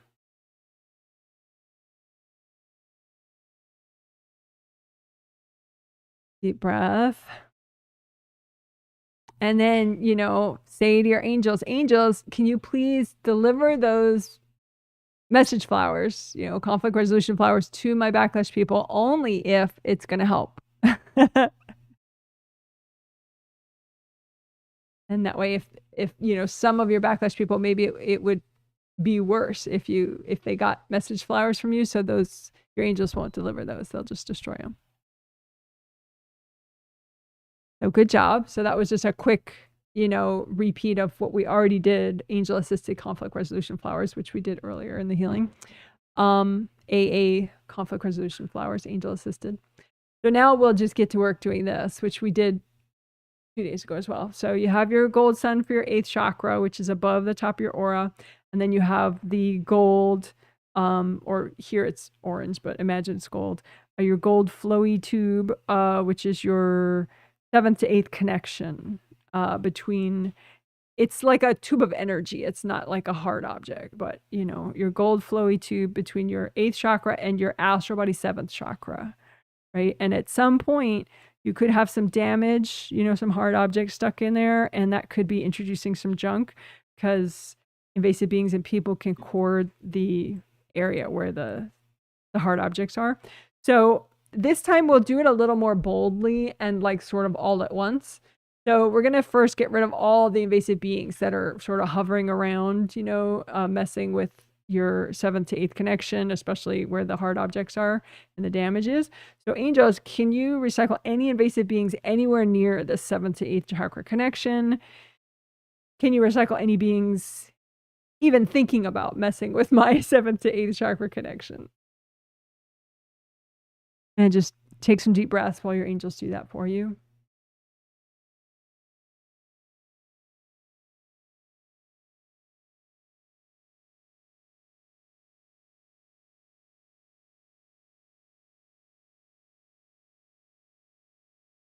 All right. And then you can pop out any, you can just set your intention. So you're going to pop out as many hard objects from your 7th to 8th connection as is healthy and gentle to do at one time.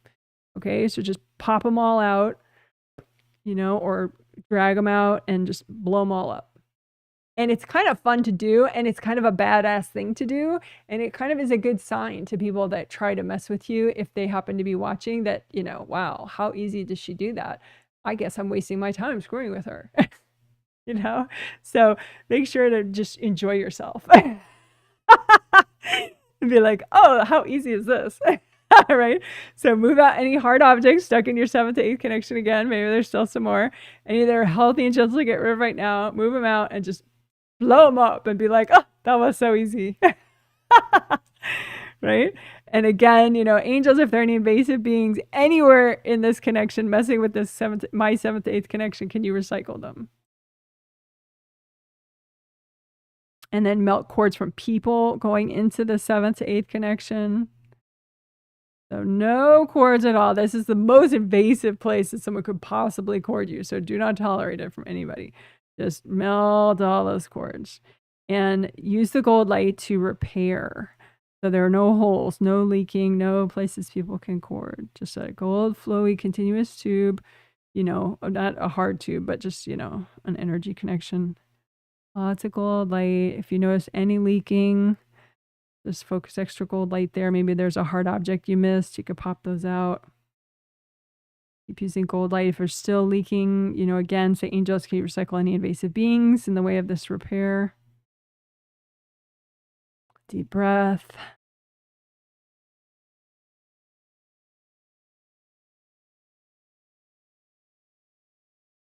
All right. You're a rock star. Good job. So that's more of like an all at once approach to the repair as opposed to like, okay, here's one hard object. Let's repair it. That is interesting and geeky to do. I like that. But this is like wham bam. I don't have time for this drama. You know, let me just get it done. Okay, and now you may have some spiritual agreements in the way of, say, like, you know, maybe the gold flowy connection comes down, but then right before your astral body 8th chakra, it's like there's this force field or something, or like a saucer of energy preventing that wisdom and healing energy to actually soak into your 7th chakra, your astral 7th chakra. So if you notice any of that, any hard time for that gold light to be fully absorbed into your astral 8th chakra, astral 7th chakra, I'm sorry, in the top of your astral head, then just, then you know you have some agreements to melt and get rid of. And either way, it's good to just wing it and do it. So you just imagine these unhealthy agreements that are blocking you from receiving your own eternal wisdom and healing energy. You can imagine the agreements as like a stack of paper, or however else you like to imagine agreements, and just run gold light through them so that you're melting away any unhealthy agreements that are blocking you from, you know, having full access to your own wisdom. So go ahead, melt those agreements. You can say, angels, help me do this. You know, because maybe a couple agreements just need to be edited and not totally melted, but your angels will know the difference and help you out with that. Okay, so then one more time, just check out that nice gold connection, flowy connection between your 8th chakra and your 7th chakra of your astral body, and just see, is it really being absorbed well? If not, unblocking can help. You know, there could be blocks within the the connection. So just melt those away. They can look like sort of stacks of saucers, you know, like little plates inside of heart energy inside the connection. So just melt those away. You're unblocking your 7th to 8th connection.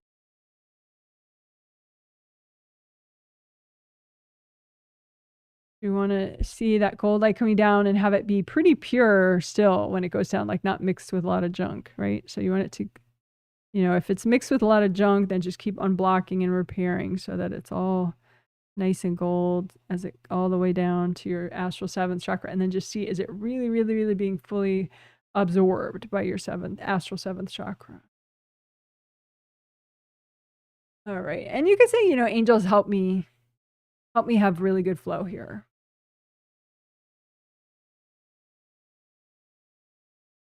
A couple deep breaths.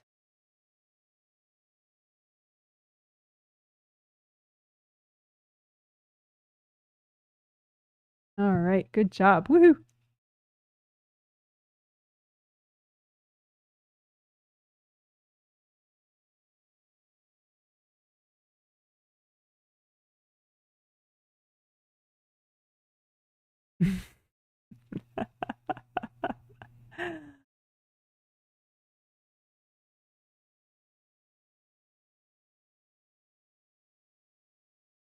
So I'm just going to look for a minute to see if there's anything else that I need to do in the healing. I'll be quiet for a minute.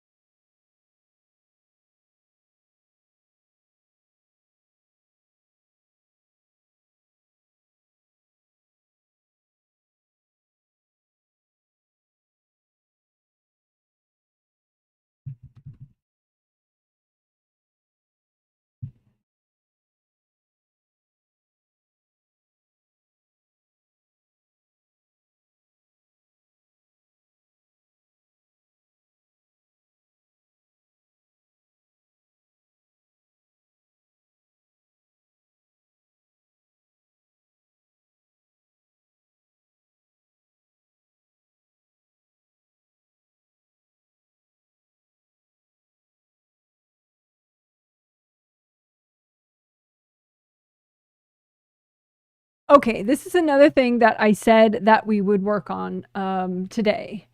And I talked about it a little bit in the intro before the healing started. We're just going to jump into it. I'll explain it as I do it.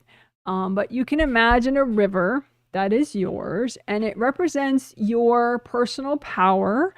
And I'm going to call it your compassion power, as opposed to, you know, like that more evolved idea of personal power, as opposed to oppression over others, you know, sort of a dark power. So this is your compassion power river. Okay. And so just imagine you're a river that represents your personal power in that evolved sense, or, you could call it your compassion power. And it's a balanced compassion. So it's not like a martyry thing where you're only thinking of other people, but it does involve compassion and empathy towards yourself and others. But, it's also good for abundance and stuff. It's not all like Mother Teresa stuff. But, it's ethical abundance. Not like, I'm not going to give examples. I'm tempted though. Okay, so you're clearing out your compassion power river and energy. Because a lot of times, maybe you've been oppressed and it's just some of that energy of like being dominated is there. So some like really bossy energy, let's say, if we want to say it in a more less triggering way, so clear out any bossy energy, any pushy energy, any bullying energy from your compassion power river. And you can make your compassion power river whatever color you want, like a rainbow color or gold or all of the above. But I would definitely not recommend like gold, white or silver or black, because those are too high or too low. So, but just notice if somebody's like standing in your compassion power river blocking it, and just kind of use gold light to pop them out, or have your angels take them out. So angels, can you remove any person from my compassion power river?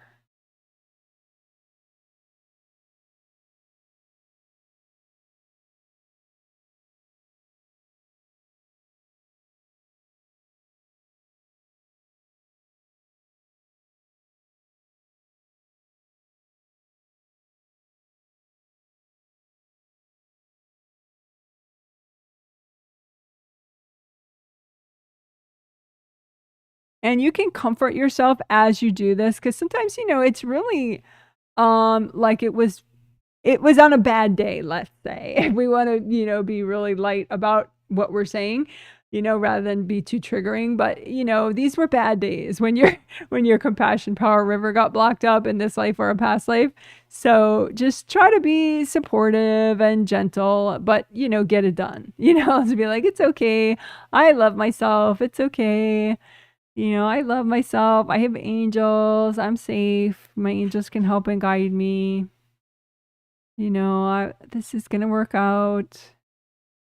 Every lifetime I get stronger and wiser. It's okay. Because sometimes oppression can make you feel guilty or ashamed, even when there's nothing to be ashamed about.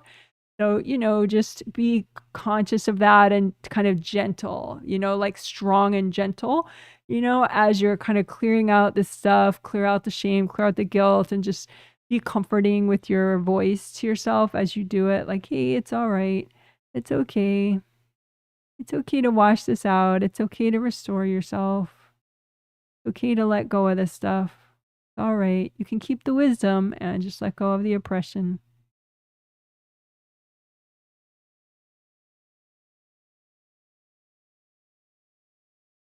And if you have any trouble doing this work, you can just say, angels, can you give this river a healing for me?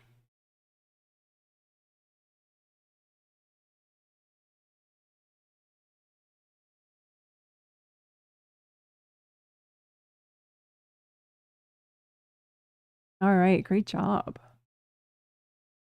Woohoo.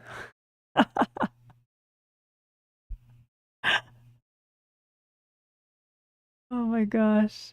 So many nice things. Sunrises and confetti all at once.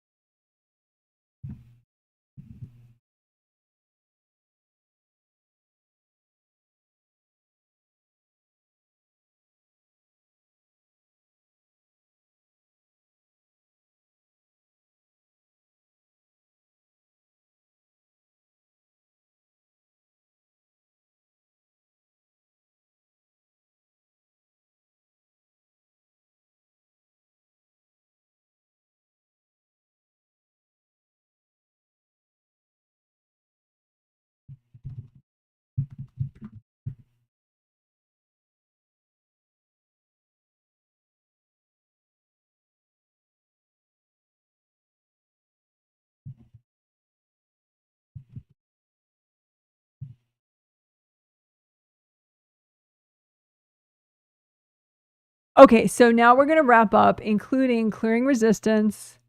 So energy blocks, baggage that makes you resist different things and just get stuck more often. So clearing resistance, emptying unprocessed stress pots, which is what that USP is. Those you catch up on processing stresses, and clearing STEBs, stubborn triggered energy blocks. Okay? So easy peasy. We'll do it quickly and then we'll be done with the healing. You can do it. So just have a copy of everything out in front of you, all your 17 auras, your physical body and your astral body are inside there. Both your groundings connecting you and your astral body system to your astral body system and your physical body system to the core of the earth. And just comb through all that. You can redo your gold buffers again. Excuse me.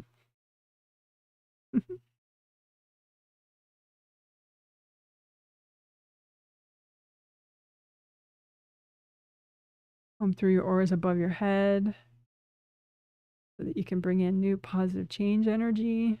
Unblock auras above your head.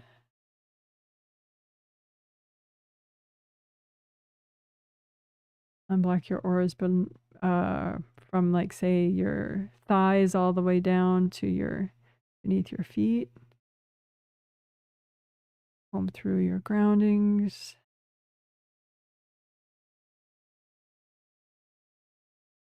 Comb through your whole body, head to toe. Arms, your legs. Help everything to relax. You know, there's so much that might make your body feel like you gotta hurry up. You gotta, rush, rush, rush, rush, rush. And bodies, that kind of builds up and builds up. So just release all that. Release from your physical body, all that rush, rush, rush stuff. You may not even realize there are a whole bunch of muscles that you have tense for no good reason. So just, let your body relax. Just tell your body, give your body a message, like you're talking to a child that you want to be supportive of, and just say, hey, it's okay. It's okay to relax. It's okay to take deep breaths. It's all right. I'm safe.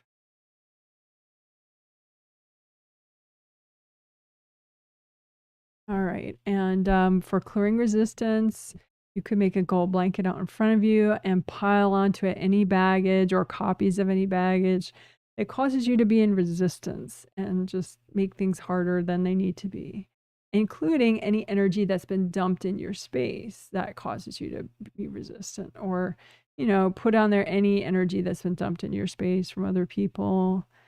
Just don't keep it. You deserve better. Just put it out in front of you. The angels, can you check all this and make sure it's healthy and gentle to clear all this right now? That's your resistance baggage and also any stuff that was dumped in your space from other people. So whatever's still there after the angels checked it is good to clear right now. So just go ahead and blow it up or melt it away with gold light. And if any of it's not clearing, just say, angels, here you go. Can you help me with this?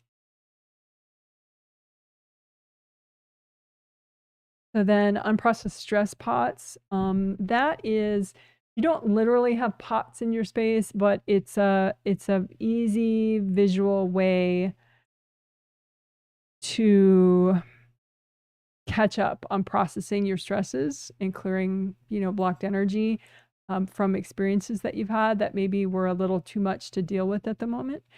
So imagine all your unprocessed stress pots. It's kind of like a stuff that you've pushed aside, like, I'm not ready for this yet, and just see, are any of those pots full? Because they should all be empty so that you're ready for the next event that happens, right? So just, run gold light through all your unprocessed stress pots, especially if they're not empty, and just melt away whatever's in them, which is you catching up on processing your stresses, processing events that you've experienced. And sometimes people hide some of the pots from themselves because they think, well, it's just too much. But don't hide anything from yourself. Just imagine that those extra unprocessed stress pots. Just use gold light and melt the contents. If it's not melting, just melt cords going into them from other people. And then melt the contents of the pots so that they're all empty. And you could say, angels, can you help me with this? Because it's much easier to clear stuff than it is to put it off till tomorrow. Much less burdensome. Just let it go. Just catch up. Give yourself a minute. Deep breath. Okay to catch up.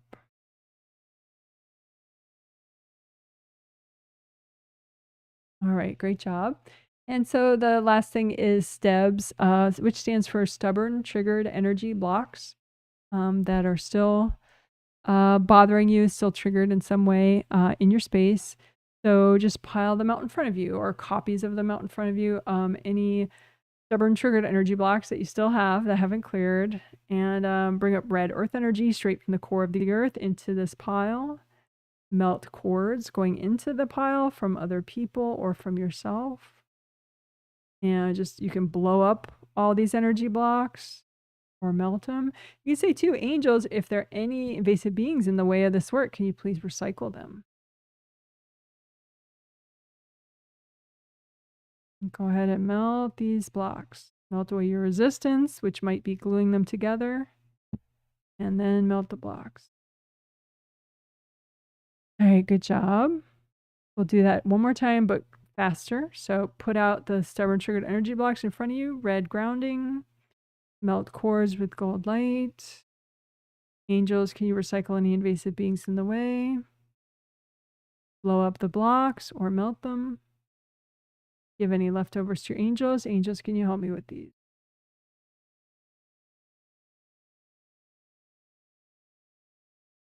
All right. And as we wrap up, just say, say something to your angels. Like, for example, angels, can you help me wrap up this healing?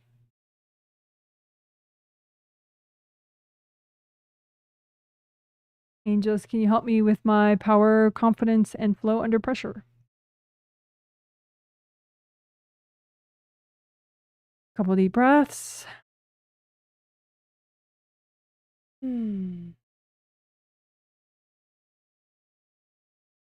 So, all right.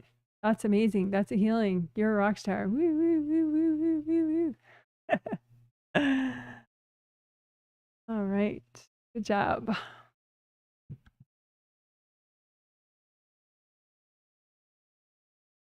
So just like before, just like 2 days ago, there may be too many chat comments that I get. I'm grateful for every single one of them, but if I get too many, then I'll just start picking out ones and leaving the rest unanswered. And you could, of course, repost those ones that I've left unanswered under the live stream when it becomes a video, post it as a video comment. And then when I have time, I will get to it and post a reply to your video comment. So we shall see.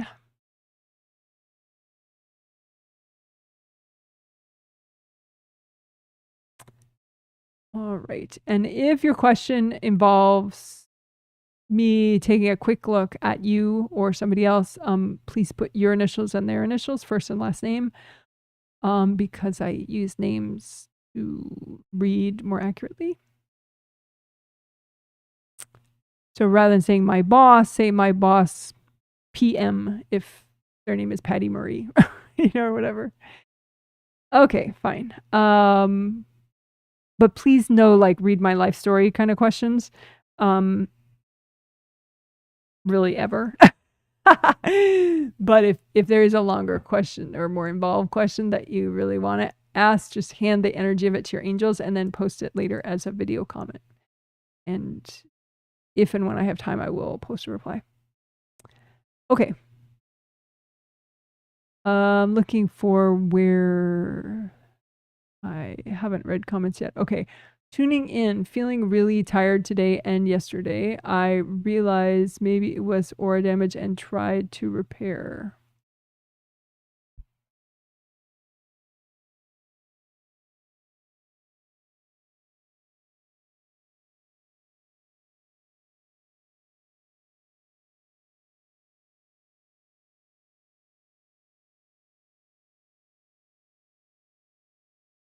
It was somebody whacking you, but I was trying to see who, because it wasn't your parents.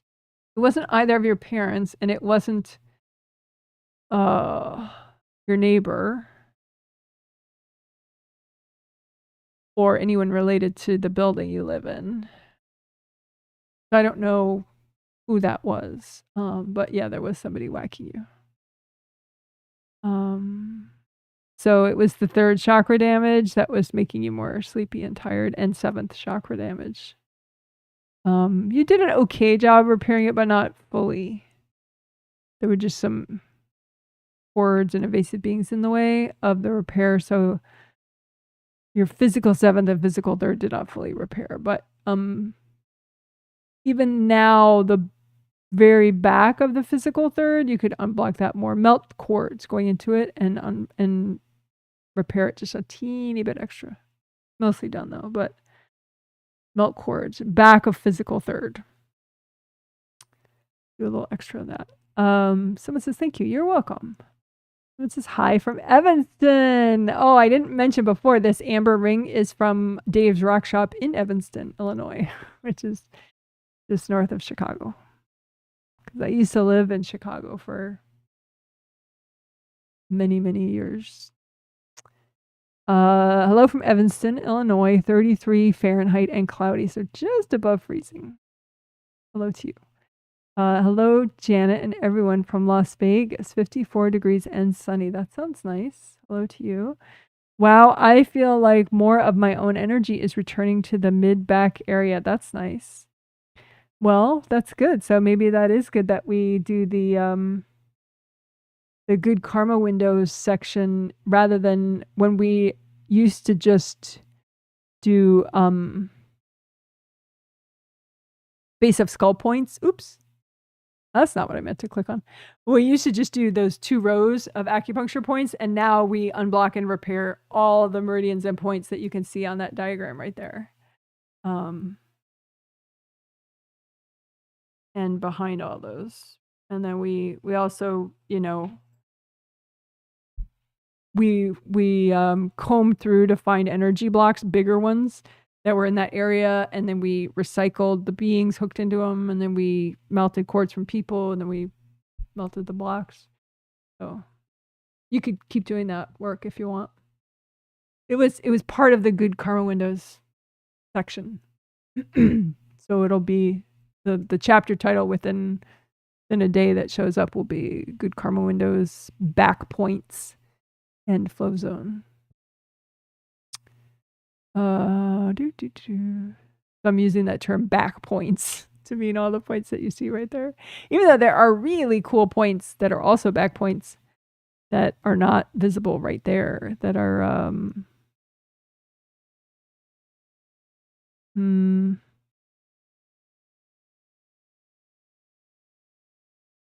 urinary bladder meridian goes all the way down the back in a pretty cool way. It goes down all the way. So that's pretty cool. We didn't do all those points. You could do that. You could use the urinary bladder video or just replay this right now. But it's easier to, I think, if you use the 1-minute video that I'm playing right now for you. Because you can stop it and replay it, and that's the urinary bladder meridian and all those extra back points on the urinary bladder meridian. Very cool. And those points right at the end there, right before the little toe, they're pretty cool to unblock. I like those because they can get really compressed. So anyway, there's that. But I don't always, but lately I've been linking below the 12 meridian video, so I'll do that again. If I remember, I'll put that in the comment section. So if you wanted to, you could use it. The 12 meridian playlist.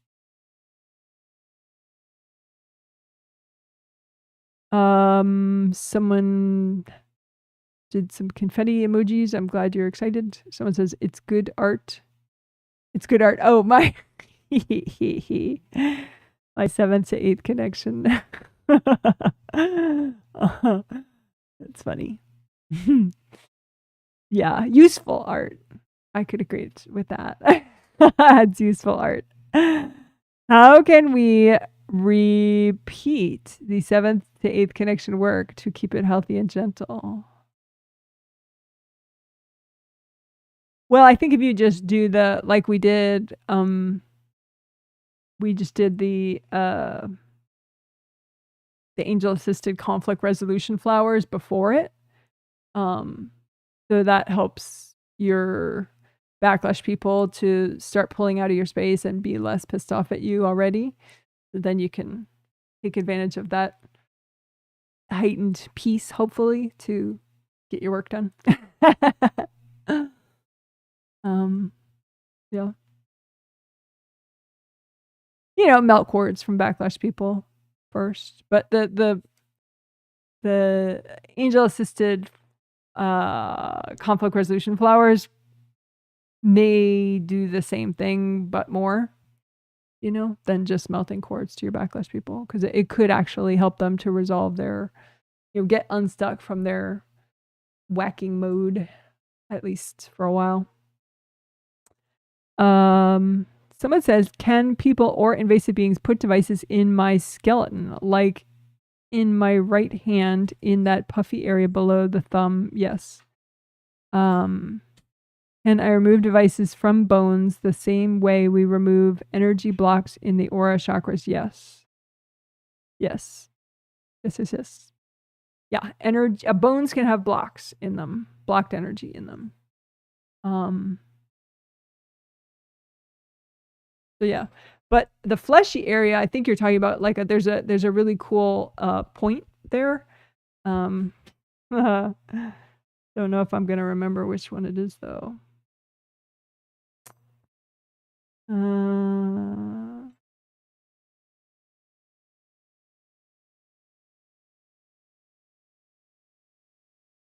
Ooh, yay! I got it. Lucky try. Well, not lucky. I mean, I was doing it recently, but I was doing a couple different meridians recently, so I wasn't sure I would remember which was which. So yeah, so I'll do full screen on that. You can see better.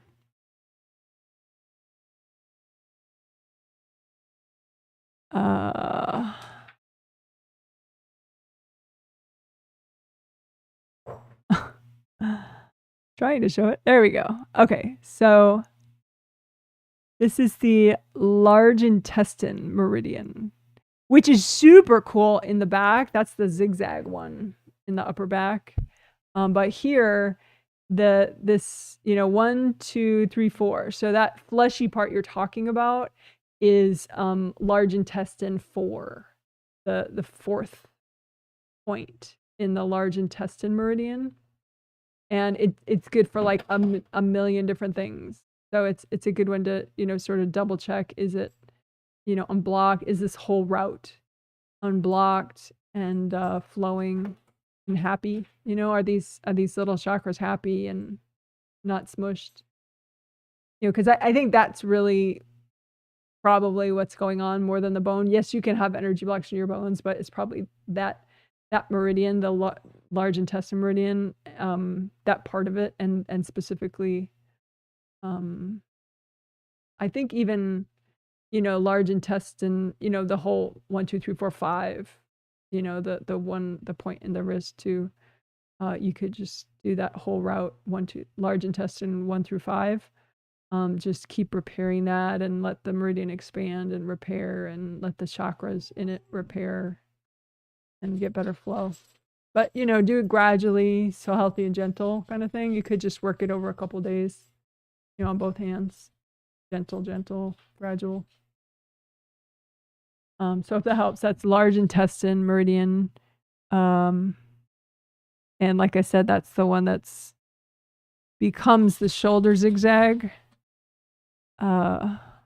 which that's really cool too. Goes up And then, oops, no, I'm wrong. It's not the shoulder zigzag. That must be the small intestine is the shoulder zigzag. Well, it's a good thing that now this is kind of inaccurate right there. It shows that it goes up and then goes like that, but it actually crosses over. So this one goes up and over here, and that one goes up and over here. So it's cool. But that's the only inaccuracy that I know of in these meridian videos that the guy made, is that he shows them going like that and then going like that, but they don't. They crisscross and go. But close enough. But yeah, so large intestine meridian is the fleshy part in between the thumb and the index finger. Large intestine 4. But like I said, you could do large intestine 1 through 5. Those points. Just work those over time. Alrighty, moving on. So someone says, "Hi, Janet. I'm feeling substantially better right now." Oh, good. Yeah, I thought this was an important set for you. So I'm glad you watched it. Not sure what did it. You are about to start Compassion Power River. So it was something before that. Good that you noted the time of the healing when you felt it already. Smart. Yeah. So, okay. So if it was, you noticed it at Compassion Power River, that was right after the 7th to 8th connection work. And the 7th to 8th connection work was why that I was like, hello, how is this healing for you? After the Sunday healing, because it's potentially a really groundbreaking thing to the extent that we did it. I mean, sometimes we just unblock, but we've never repaired it like that and actually noticed that you could have, big ol' hard objects stuck in there, causing leaking and just inviting invasive beings and people to cord there, and people tend to have a whole bunch of those hard objects. And it just wasn't on my radar, like what a big deal it is, what a big issue it is. So, and once you work that more, then it's like there's this big chain reaction and your manifestation wings perk up and everything. But also actually another part of today's healing, because we did that 2 days ago as well. And today what we did that we didn't do 2 days ago is we did angel assisted conflict resolution flowers. So I think that's huge for you as well. And for many people that have persistent, really dedicated, punishing backlash people, angel assisted conflict flowers. So the chapter title, when I get them done late tonight at some crazy hour, the chapter will be called AA for angel assisted conflict resolution flowers. And that is part of what made today's healing so different from 2 days ago, is that it's like it's sort of peace offering flowers in a way, to your backlash people, but your angels edit them, and your angels are the ones that would deliver them, and they only deliver them. You make sure the angels only deliver them if they'll help, which is great, because that eliminates the whole concern of like, well, if they're backlash people and they're freaking out by every little thing I do, then sometimes even just saying boo to them freaks them out even more and they whack me even more, right? So, but with angel assisted conflict resolution flowers, they're not going to get delivered if saying boo to them would make it worse, right? So I think that is part of why your mom kind of let you enjoy today's healing much more than she did 2 days ago. Because we did the angel assisted conflict resolution flowers twice. We did them, the fourth thing we did, the fourth section that will show up as sections, we did them after grounding or repair, angel help, letting you be more open to angel help by melting baggage. And then we did angel assisted conflict resolution flowers. So, but then we repeated it, towards the end, right before you felt the big difference. And the big difference that you felt was the 7th to 8th connection repair work that we did. because there's this really empowering chain reaction where it's like, rah, you know, it's like your inner power just kind of wakes up when you get more of your eternal wisdom and healing energy coming in. You're coming in from your 8th chakra to your astral 7th, as shown in this amazingly artistic diagram. So that was all huge for you and many people. The one extra thing that was huge for you that may or may not be huge for everybody is what we did right after. It was like, it's going to be the 5th chapter, right before we did creative ring work. It was raise your standards. It's called Raise Your Standards. And we requested angel cleanouts for all the people, places, and groups in your life, groups of people in your life, including in your loved ones' lives. So like if you have a good friend who goes to somewhere that's got really crappy energy and she gets all these invasive beings all the time and then she hangs out with you, you know, that's like, it's the same clean out, but for them too. Well, that you're requesting. So for you, I had seen that your new workplace has a lot of invasive beings. You know, it's not like a bad place or evil people, but you know, if nobody sensitive has cleaned it out ever, even subconsciously before, it's got a lot of gross sugars, gross shit there. And then you as a sensitive person become kind of a target, you know, for invasive beings. If you now show up, you know, with your chakras working and you're present and you got all this energy, but you also maybe don't repair so well. And, you know, so you're leaking a bunch, you know, it's like, oh, you pick up a bunch of junk and bring it home with you. So basically we had the angels clean out your workplace, your new workplace, with that request of, and the chapter title might be called Raise Your Standards / Request Angel Cleanouts, something like that. So there were several things that were key for you in this healing today. So I'm glad that you are aware of this healing and that it made a difference. So yeah, it was in part the peace offerings to your mom that were angel assisted and delivered, and in part the clean out of your workplace, and in part the 7th to 8th connection repair work. All right, next. I think the 7th to 8th is like our biker shorts area for the higher chakras and thus another point of strength. Good point. I would agree. Someone is giving celebratory emojis. Yay, yay. I agree. Someone says, thank you, Janet. Feeling very mellow and chill. That's nice. How did my mom do? As she did like her angel assisted flowers. So, and she did like, the clean outs, because she has a bunch of places and friends that really could use clean outs, and she's always getting weird energy from her friends and the places she goes. So that helped her a bunch.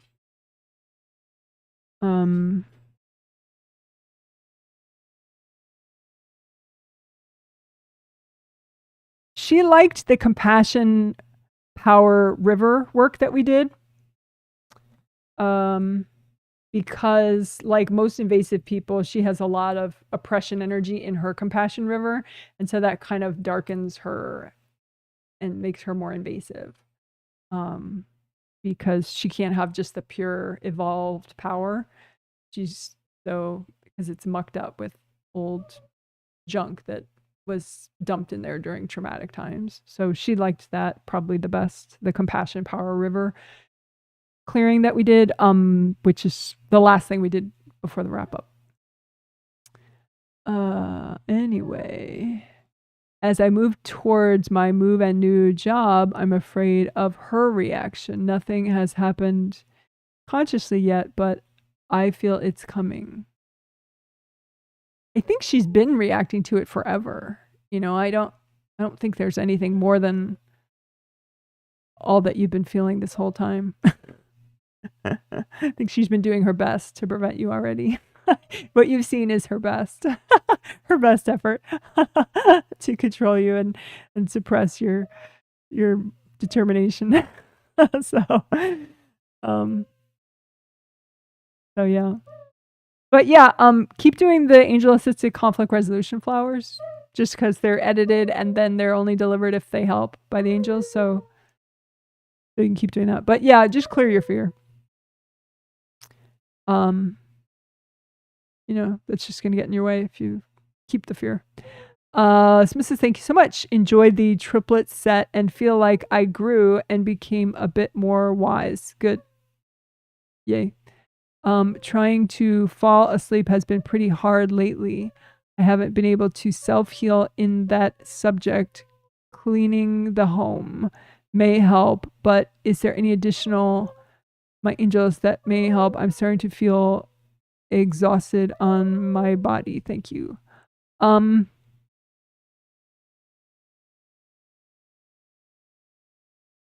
think I would keep doing the whole, what we did today, request angel cleanouts for people, places, groups in your life, including all your loved ones, because sometimes, the son of yours that has a lot of, anger outbursts, he brings home a lot of junk from school and places that he goes, like invasive beings. And then your husband also brings home invasive beings from his workplace. So this clean out, it's for not only the people, places, and groups that you're around, but it's also for the people, places, and groups that your loved ones are around. And there doesn't seem to be an ongoing agreement with your husband that you can have angel ongoing cleanouts for the home. So that's why he can always keep bringing home junk.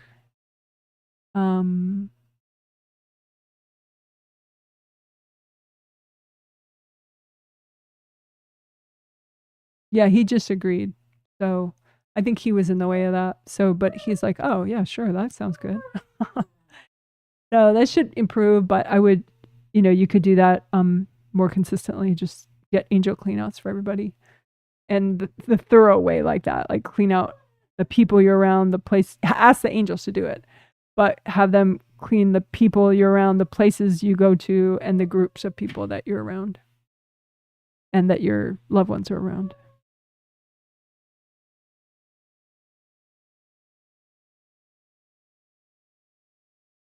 Someone says, hi, Janet. Thank you so much for this healing. I really enjoyed listening in. Can you see? Actually, to the question before about sleep, also bodies like rituals, and I don't know that you have any calming rituals, like maybe the hour before you go to bed. Like, when you have kids, you have to like mentally prepare them to go to bed, I mean, maybe not some kids, but a lot of kids from what I've seen, like it's like a whole process to like get a kid ready for bed. And I think as an adult, we just sort of assume that we can do whatever, and then all of a sudden we can flip a switch and sleep well. And it works that way for some people, but not for others. So you might need to think of some calming rituals, some healthy calming rituals. So not like a whole bunch of booze or something, but like maybe light a candle, burn some incense, jot in your journal for 5 minutes, listen to some calming music, or just somehow kind of chill for a little bit. Like have a process, like, so your body knows, okay, we're getting ready for bed in the next hour, in the next half hour, in the next 10 minutes, like kind of how a kid needs to be mentally prepared over and over. So I think, your body needs that. Because I think part of it's because you're a mom, and it doesn't seem like your husband is as present of a parent as you are. So you kind of have this sort of single mother syndrome of like, I have to do it all myself, which, it just like puts this extra edge, on your nerves all the time.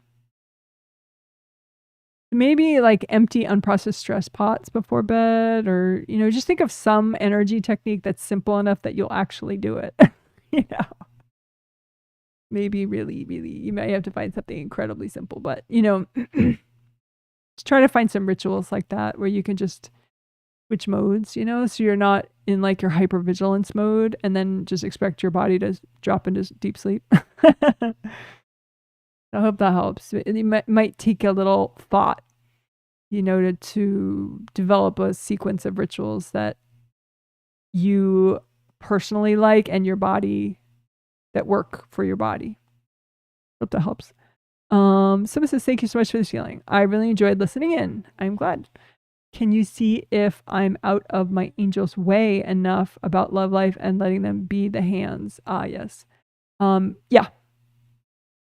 Yeah. You know, just like if you start obsessing on it again, double check. But, you know, right now, yeah. Yes, you're out of the way. You're letting your angels be angels and you're not trying to micromanage your love life. So yeah. Good job. Someone says, hi, Janet. Thanks so much for the healing. You are welcome. I noticed that my spouse was really nice and helpful during Thanksgiving break and pre-post healing. That's funny. Oh, I see. You're saying he was really nice and helpful during Thanksgiving break and pre-post healing. He resorted to old behavior. I got confused and don't know how to react when I have hot and cold behavior coming from him. Initials, and you put his initials. Yeah. So just a reminder, I think you remember, but I'm not giving him a healing. I'm just giving you a healing. So,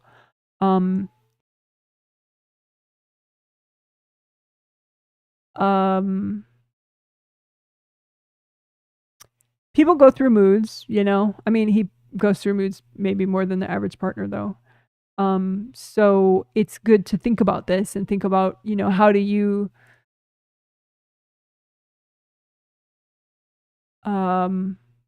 ready yourself for whatever version of your husband that you're dealing with today.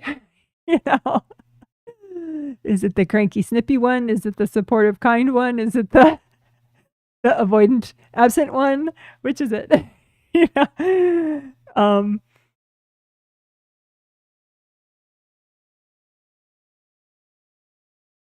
I think when I look at you, if you're getting the snippy aggressive one version of him that day, it looks like you kind of hold your breath. So I would say practice deep breathing when he's like that. If he's, you know, aggressive or in any way that's triggering to you, try to, you know, say, angels, please protect me. You know, if there's some way energetically you feel like he's throwing energy at you, just say, angels, can you give me extra protection and boundary help?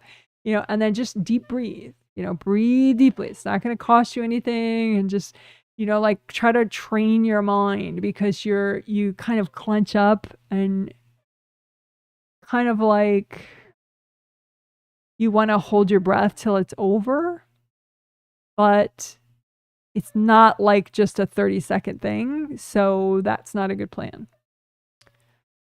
So I hope that makes sense. So think of like, okay, angel boundaries help, ask for angel boundaries help at the time, and angels are good at that. They make like nice gold flowy force fields between you and other people when you request it. And then just, you know, deep breathe. Because you're holding your breath makes everything more stuck and then makes your auras less strong and your grounding more blocked, and it just makes everything a lot worse. It's not so much, I mean, yes, you want people around you to act in a compassionate, respectful way towards you. Absolutely, 100%. However, a lot of how your experience of it depends on how you perceive it and how you receive that treatment, how you process the situation. So that's sort of where you have a lot of room to progress, is how are you receiving and processing and experiencing and kind of coaching yourself through the experience. So, and again, just like that other lady has to plan for her bedtimes, you know, you can spend a little thought into, you know, what are good things, calming things that you can do in those times when your husband is acting in a way that's not optimal. You know, can you maybe have a favorite song that you can just remember for yourself and just like kind of remember that song, and maybe that song, you know, is inspiring or encouraging in some way, or, you know, like I said, deep breathe or wiggle your toes or something. you know, something that maybe isn't obvious to anyone else, so that it doesn't add to the situation. But I mean,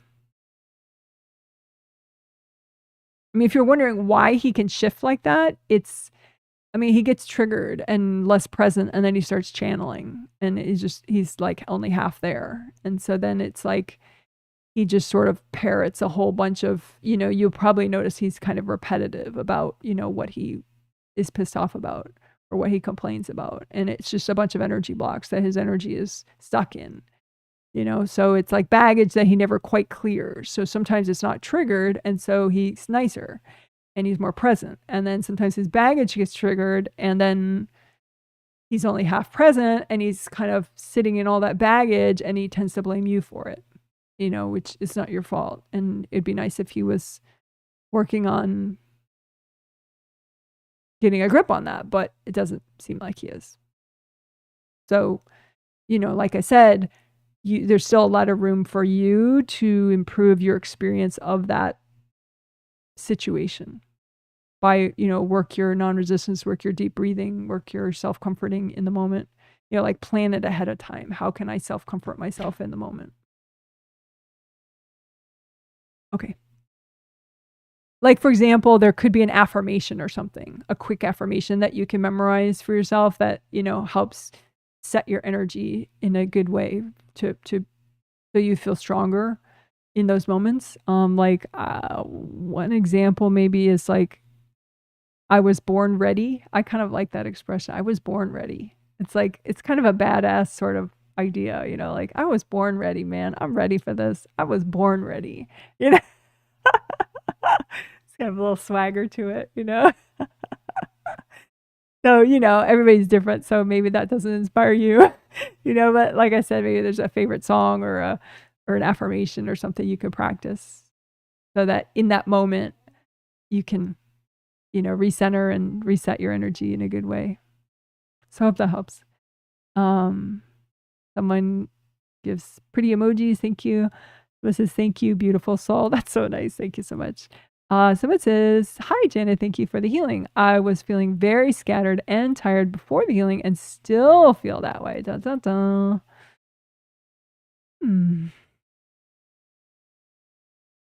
Because you did get the healing. You have a lot of nice energy coming in from your 8th to your 7th. Both your 7th chakras are fine. Both your 6th chakras are fine. Your 5th chakras are fine. Your 4ths are fine. Yeah. 3rd, 2nd, 1st. Your physical 3rd, 2nd, 1st. There is some damage there still. There you go. It's starting to repair better. Your spouse, your ex-husband is hoarding your 3rd. So that's...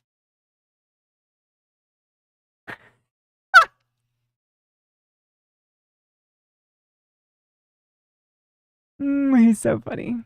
He knows me, you know, so it was very efficient for me to say hi to him because he knows exactly who I am. He's like, I was like, hello. I was like, Karma? And he's just like, he just stopped courting you and took off. Oh, so funny. Yeah, so you just have to repair 3, 2, and 1 now. Physical 3, 2, and 1.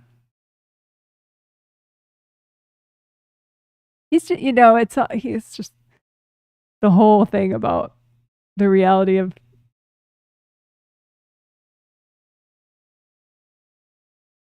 you know, speaking of oppression stuck in your compassion river, you know, compassionate power river, he's got a lot of oppression energy stuck in his compassion river, compassion power river. So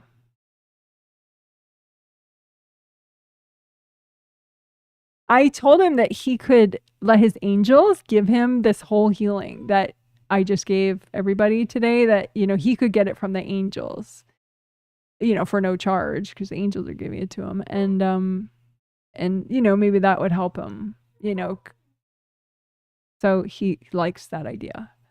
So that's something that you can always remind him if you want, that, the angels can give him the healings that, well, any healing really. Angels are great and they can customize everything and whatever, but sometimes people, if even just on a spirit level, they know about me and they know that I give healings, then they might want that healing, like so I call them Janet healings, that's what people tend to call them. So, you can remind them, hey, your angels can give you Janet healings, healings like Janet gives people, so it's not me doing it or anything, but, you can get those. So anyway, he'll probably leave you alone for a little bit now, so you can, you have some damage to your stomach meridians and stuff, because he sent some blasts of energy towards your stomach a little bit. Oh, sorry about all that man hair there. But these stomach meridians, all that good stuff right there, you can work on repairing all that. Just like put your hands in front of your belly and just, you don't have to think about each point and each meridian. Just let the gold light do the work. All right. Good job. Hope that helps. All right. Someone says, please set up super chat so that I may give a financial offering. Thank you and bless you, Janet. Well, you're very kind. What I would say is go to my website, just because I don't really want YouTube getting their paws on my money, But I do appreciate that, and it's probably a smart thing to do, but I'm just a little resistant to so many large organizations, because they take their cut, and, just not feeling that. But I do like the intention, and I appreciate that. So there is a tip option.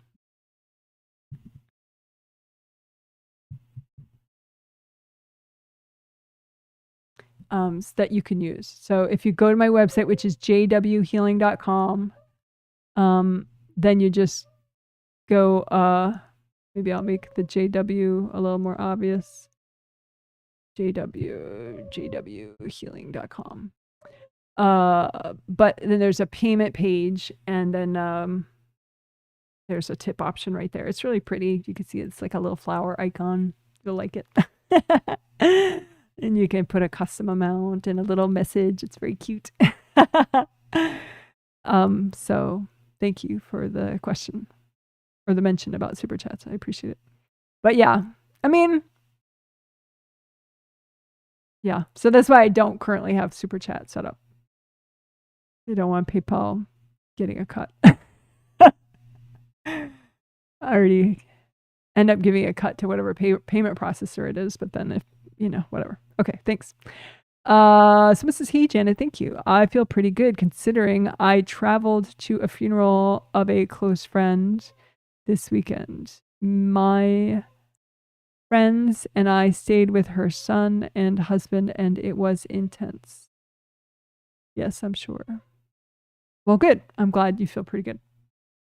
Yeah, it's releasing grief is all about releasing and flow. So, that's great. I'm glad that you're able to keep things flowing and have strong boundaries with the other fellow mourners, so that it's not one big cord train wreck, 5-car pileup of grief. It's just, you get to release yours, they get to release theirs. It's better for everybody. So good. I'm glad.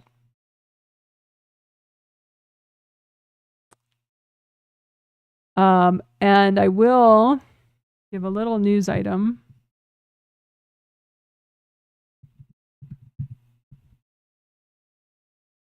So, since we're on that topic of grief, etc. So grief pet news. So you could skip this if you don't wanna know. But Smokey passed away. Our cat, Smokey, and I purposely didn't mention it right after it happened because. And this is something I encourage everybody to do. Don't tell people about a grief situation that you have unless you're willing and ready to handle the boundary issues that come with that. Because usually people are like, oh, my heart goes out to you. I'm so sorry. And then they cord the shit out of all your grief, that you haven't cleared yet. that's triggered. And so then it's like, like I said, 5-car pileup on Grief Highway. So I've cleared enough, so I'm not worried about that. So don't like freak out. I mean, you can say, angels help me to have boundaries, help me to have healthy boundaries with Janet. That's always a good thing to say. But yeah, so Smokey did pass away. Who's our final pet from Chicago.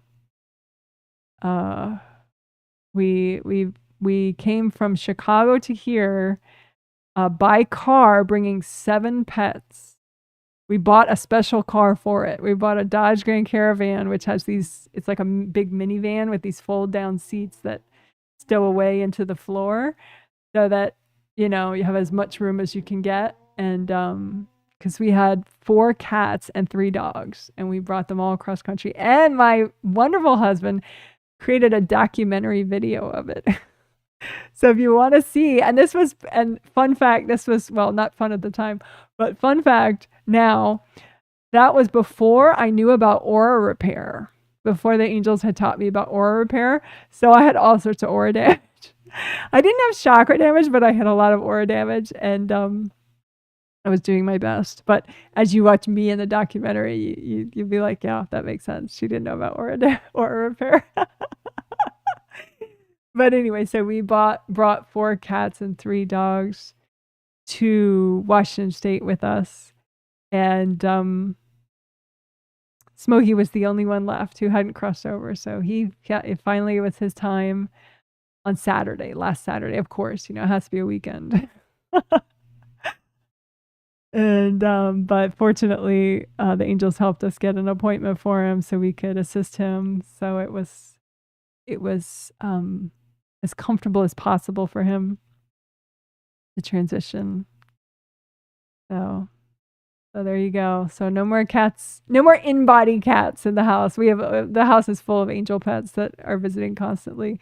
Like I call them angel pets. It's like because your pets, when their bodies, die and they go to heaven, they can visit all the time after that. Once they get their heaven healings, and they come back and hang out with you like constantly. So we have the whole house is full of angel dogs and cats that used to be our in-body pets in this life and some past lives even.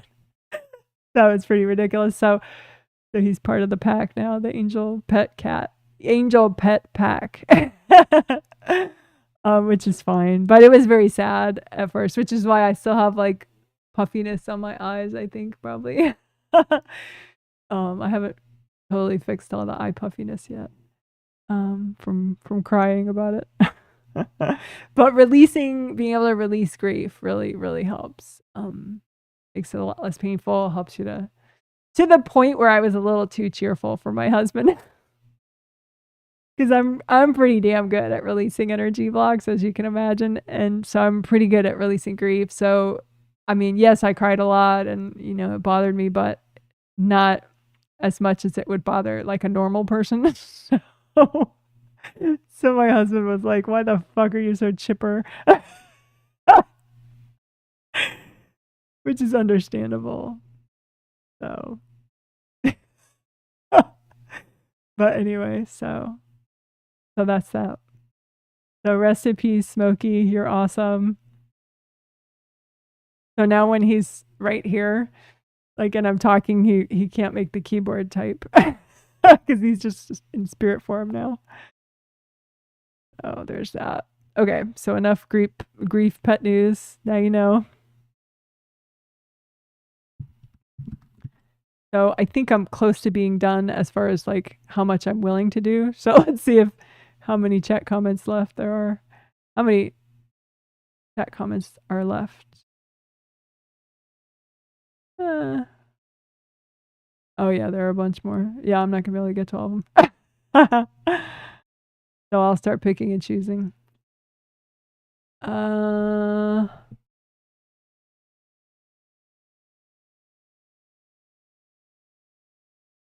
my gosh, yes, I'm gonna have to pick and choose. Let's just have to go pick up my friend from the hospital. Love to all.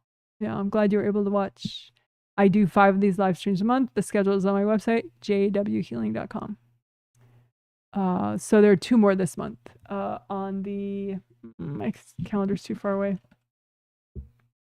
Oh yeah, that's right. This is the December twin set coming up, and it's a week later than usual. So it's on the 22nd and the 24th of December. I moved it back a week, so it would be closer to Christmas and New Year's and stuff for people that need repair work during those times. Anyway, someone says, "Hey Janet, thank you. Feel pretty good considering." Oh yeah, I already read that one. Thanks, Janet. Feel better. Still a tiny bit irritable. Angel suggestions for what to work on. So tiny bit irritable, think to yourself, gee, is anyone whacking me right now? So answer yes. Probably 2 different people. I think you mentioned it, in a survey, like former coworkers. Because, obviously your mom is a major suspect, but I think those angel-assisted conflict resolution flowers worked well for her. So you could keep doing that if you want. Hint, hint. With her. But you could try it with your former coworkers. I think you didn't this time because you kind of are like, I shouldn't have to do that. They should just stop. But I mean, we did them all at once, but I think subconsciously you held back from giving them from making any for them. But go ahead, include them, include anyone that whacks you, and obviously work with your angels so your angels edit the flowers and only deliver them in the situations where it will help. But your angels would have delivered them if you had created them for those people. Because it will help. There's that. So that's the number 1 suggestion your angels want you to work on is angel-assisted conflict resolution flowers, even for people you dislike who whack you. Your spouse did very well. His favorite was that compassion power river thing that we did right before we wrap up. He had a lot of past life junk in his compassion power river. And some of it cleared out, and he'll work more on it with his angels over time. So it says, I feel content and satisfied after the healing. Feedback of my 4th is releasing better. Thank you, Janet. What would my angels want me to do more and to keep this momentum going? All of what we did today. They really like everything all of this for you today, especially, the places. That's kind of interesting because I don't think the chapter will probably be called Raise Your Standards / Angel Cleanouts. But it's not only you're requesting angel cleanouts for your own home and your loved ones, but also all the people that you have contact with and all the places you go to. Because where you live, it's a lot of people with a lot of trauma. And so trauma is like a buffet table for invasive beings. So, you could repeat that section like several times a week because of where you live. Just request angel cleanouts for the people, places, and groups of people in your life, including in your loved ones' lives. That's probably the number 1 thing, but the 7th to 8th repair plus the angel-assisted conflict resolution flowers are huge too for you.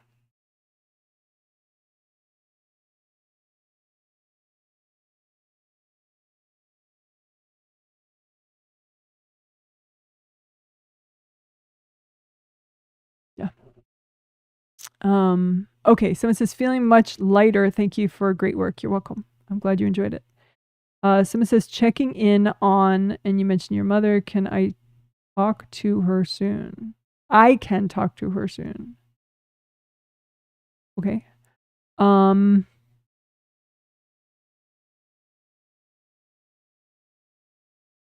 She did well. Her favorite thing was that compassion power river thing. The part before the end. She liked her angel-assisted conflict resolution flowers that you gave her. She liked those a lot. She says you don't give her enough presents. on the spirit level. And those would be very nice if you ever want to keep giving those to her. Just hinting. The creative ring section that we did today, and we did it 2 days ago too. How we did creative rings and 7th and 6th chakras, and we specifically got rid of, you know, beings that are wrapped in the whole thing, you know, including the 6th chakra, you know, so like you could repeat that for a lot of different parts of your body. Like if you have trouble visualizing your biker shorts area, look for beings that are in your 6th, but also the biker shorts area, and get those and give those to your angels, have them recycled.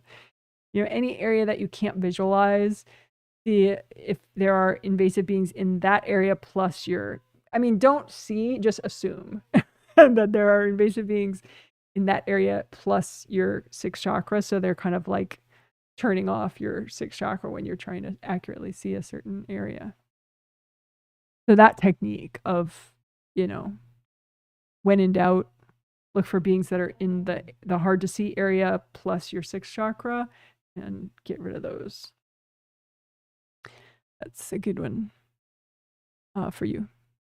Someone says, my workplace was full of bad energy and I had the angels clear it out in the past few days. Ah, very nice. Yeah, there is like sort of prep stuff on the astral that the angels can walk people through if you're open to any sort of, you know, extra work, extra, you know, like workshop-y kind of stuff that the angels do related to these healings. So I think sometimes when people end up doing work that's similar to what ends up being in the healing, that's part of it, is they're taking, you know, little angel instruction classes that are sort of optional and additional in addition to these healings.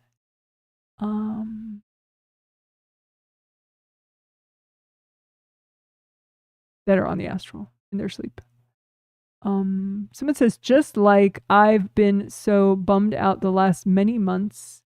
Hello, fill out surveys, my love. How am I going to know that you've been bummed out for last many months without you filling out surveys? Oh my gosh.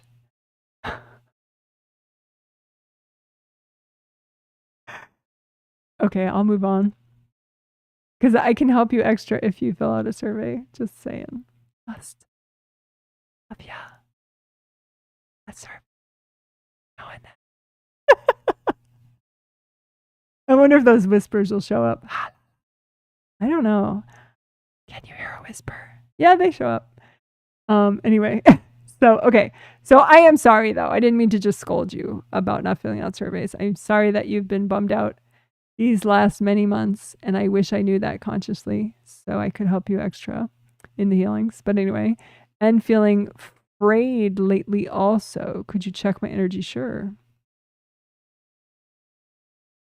Someone's especially in your space.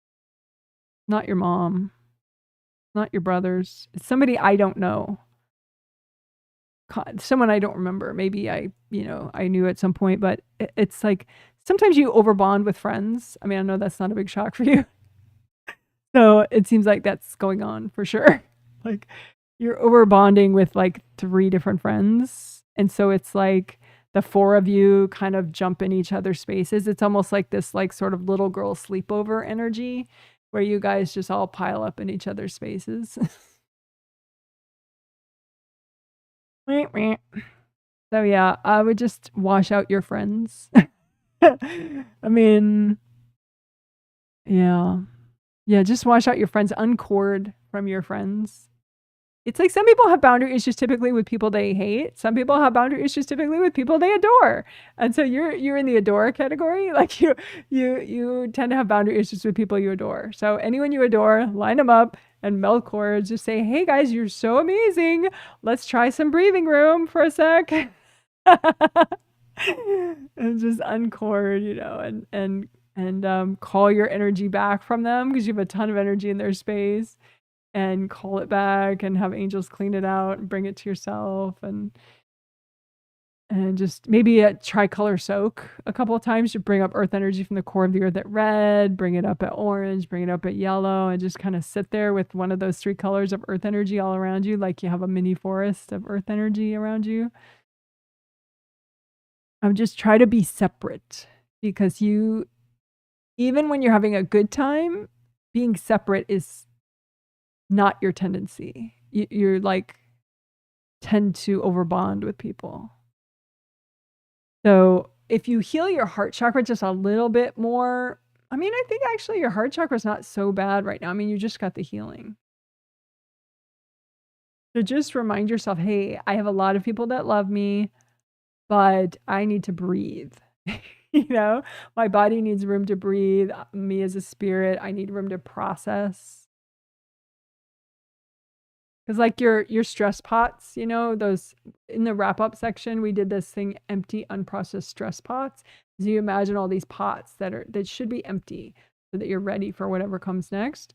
That it's like your space to sort of put things aside if it's too much at once, you know, and yours are kind of full. So just empty your unprocessed stress pots, melt away the contents, melt away cords going into them. You can just kind of catch up and clear your mind. I'm wondering, do you do any energy healing? Because it could be that's why you don't fill out surveys, because you're like, oh, then I feel guilty that I'm not meditating or something.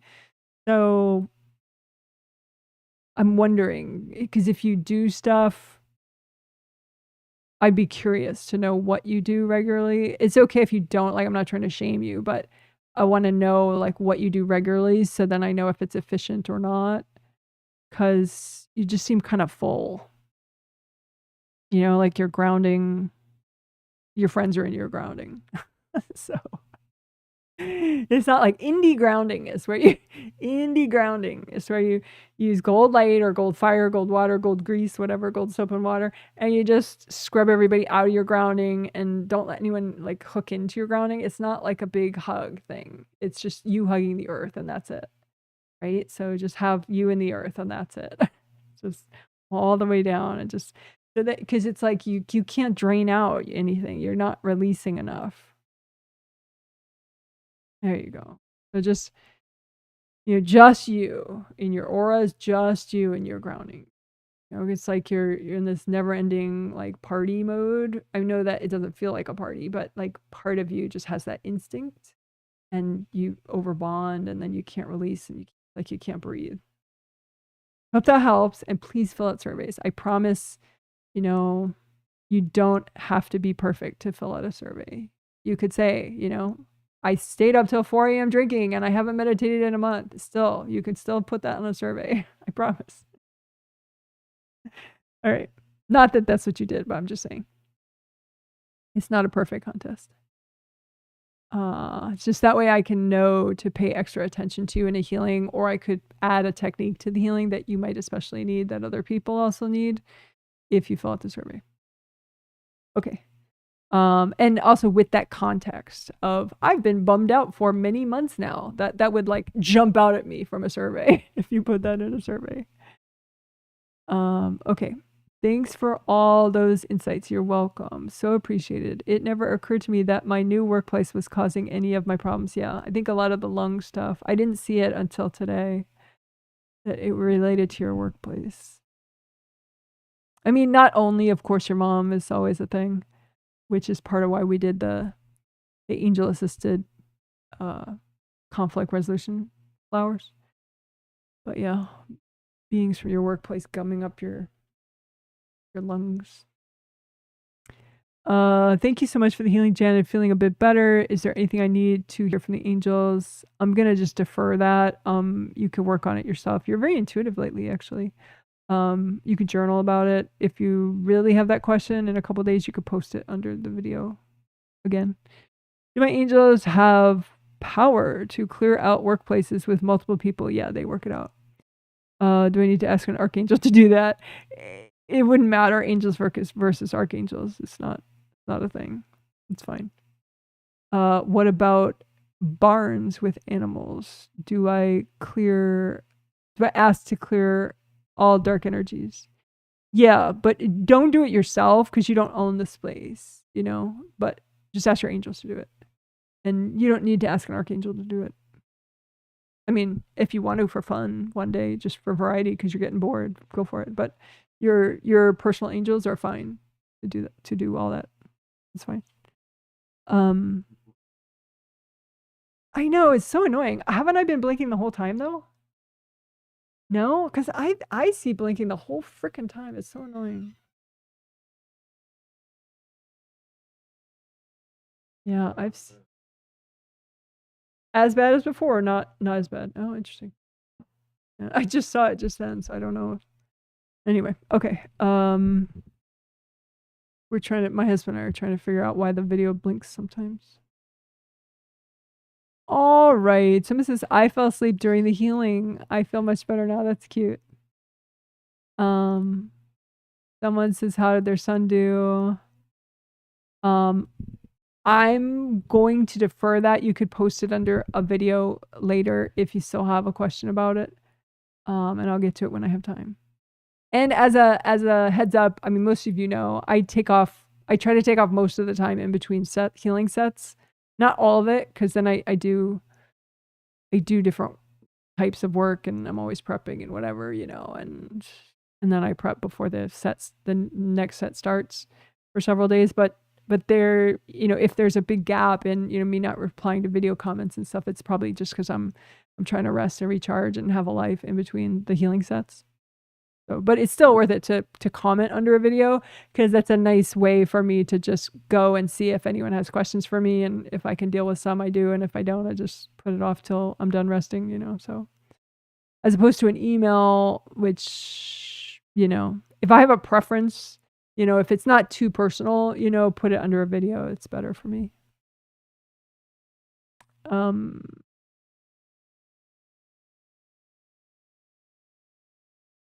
Understand about super chat. Just got back home. I will look at your site. Thank you. Yeah, my site is jwhealing.com. And you can email me too if I don't know you, you know, just say, hey, this is my YouTube ID. This is my actual real life first name, last name. It'd be nice to know more about you just for fun. So it says, I'm sorry to hear about Smokey. Yes. Yeah. He was 10 and a half. So, you know, he had a pretty good run. I'm very sorry about your fur baby going over the rainbow bridge. Thank you. Oh, I'm sorry to hear. And I know it's a big marker with him being the last one from Chicago. Yeah. I trapped him. He was an abandoned street cat. Abandoned, you know, he was like somebody's indoor outdoor pet and they just moved away and abandoned him. That's what a neighbor told me. And then so it was getting close to like Halloween and he was all black mostly. And I was just like a little concerned that, you know, maybe some creepy kids would trap him and do something bad with him because black cats and Halloween and, you know, creepy bad people. So we trapped him and made him our cat. Indoor only cat.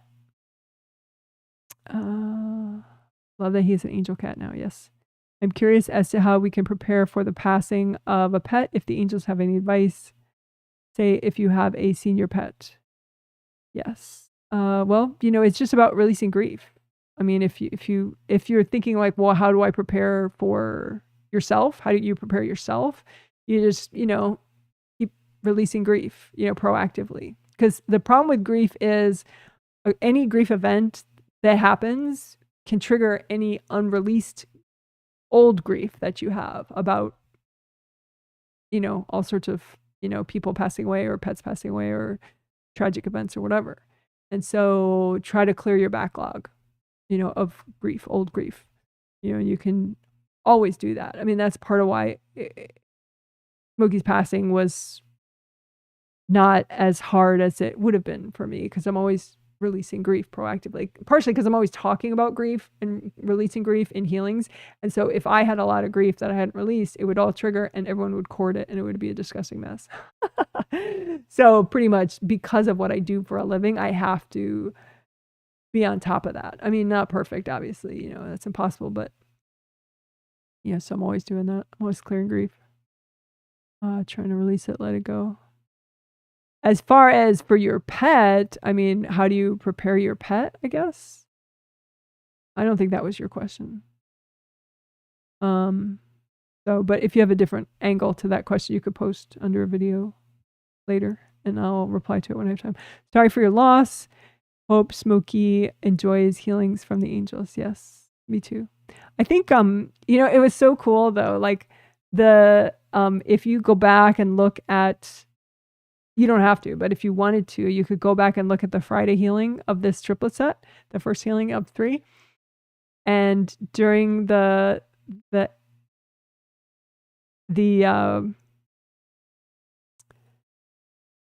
end of the live stream, you know, when I was talking about Izzy, it says that the heading says Izzy update and Izzy cam or something like that. And Smokey just hopped up on the counter and like posed in front of the camera the entire time I'm talking about Izzy, our dog. And he was fine then. And it's like within hours, he must have started his downturn and he got very sick that night and like he was done, you know. So the next day we were able to get a vet appointment for him and, you know, help him transition. But it was like that was his last seemingly totally fine couple hours right then when and it's on camera. So it's kind of special, you know, to see him and see how handsome he was, and he seemed to be fine at that moment. So that's interesting. This is hello. I was wondering how I did during this healing. Quick answer, great. Keep working that last thing, compassion, power, river. It's kind of an odd concept I haven't done before, but I think that one could be really nice for you, especially nice for you, let's say. But the 7th to 8th repair stuff, you've been rocking that. You could do more of it, but it's been helping.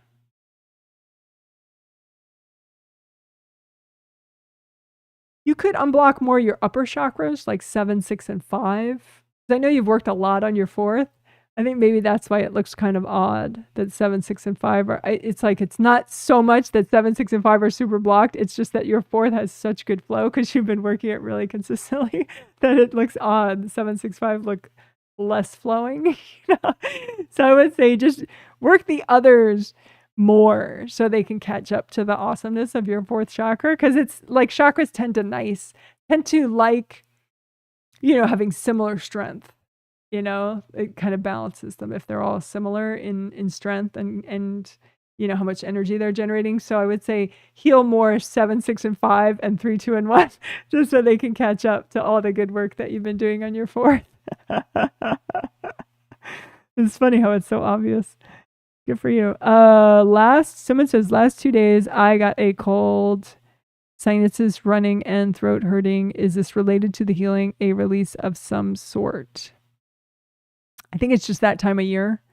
That's part of why I just keep doing it in this time of year.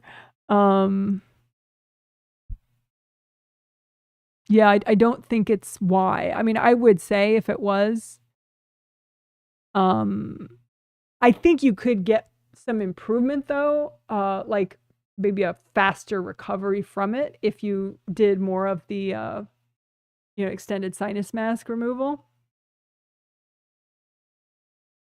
But I think you just got some wax in that front area, and so a whole bunch of energy that wasn't yours came through. Possible that it would have been worse actually without the healings.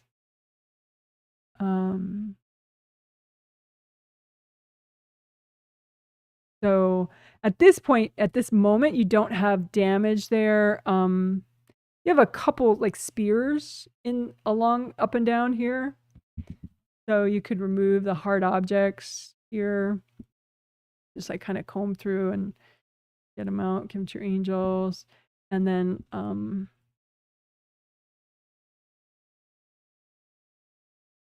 just find like hard pieces of energy. Like this CV23 is especially good for throat stuff. Where is it? So sinuses, you can work that, but also throat. Yeah, there we go. CV23. And then stomach 9 through 12. You could just work those a bunch. CV So if you do the unblocked sinus mask section from today, I explained CV23 and stomach 9 through 12. But just, you know, energy blocks that are in front there, and just have the invasive beings recycled that are plugged into them first, so it's easier and less dramatic to remove them, and then just melt people's cords out of them, and then just either lift off the blocks and blow them up or melt them in place. But yeah, I think you've just had a lot of those kind of blocks, and plus it's this time of year, and I don't think it's what you've been eating though. I think it was just, you know, energy being thrown at you that let too much in there, and then it messed with your body's immune system and functioning there. So, yeah, because we've been working clear sinus masks since last month, but we didn't just start them in this set. And it, you know, sometimes there is a backlash like that, and so it's sort of directly a side effect of the healing in a way. Like you get somebody out and they're like, no, and they punch their way back in, but your angels are like, no, not this time. So it's A, kind of the time of year that people get sinus stuff, and B, just you had some boundary issues with somebody. But anyway, but you can work the extended sinus mask stuff in order to speed up your presence and flow there, which should help your body heal a little faster. Hope that helps. And if you have trouble healing that area, you could post under the video, you know, a follow-up question about it after you've worked it for a while, you know, wearing extended sinus masks. All right, so that is that, and this is it for the triplet set. So like I said, there are 2 more healings of this year. Reality check. This is December. Hello. And yeah, so there's just the December twin set left. And oh, well, and I should say too, I guess, sales note. I'm so like, I should be more businessy. Okay, sales note. January sets, healing sets, are on sale right now on my website, jwhealing.com.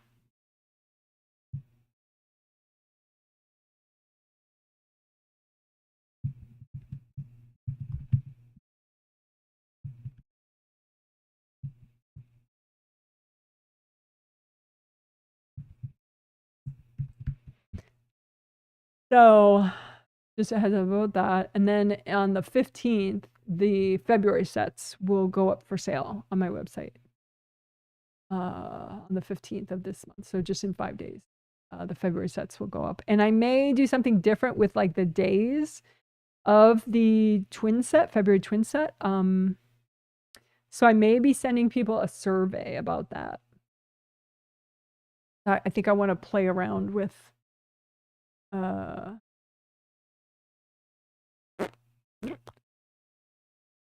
think I might play around with it, but I'll see. So if I do, I may send a survey to people, or I may just put it on the post-healing survey from today. Alrighty, so I'll show my dog Izzy, but he's finally resting, so I don't want to give him treats and get him all riled up. Yeah, he's hard to see too, because he's turning his back and he's dark colored, so there he is right there, but you can't really, he's right over there. Oh,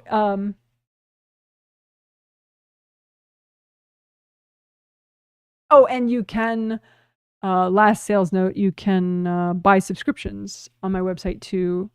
If you don't want to just buy month to month, you want all the healings, both sets each month.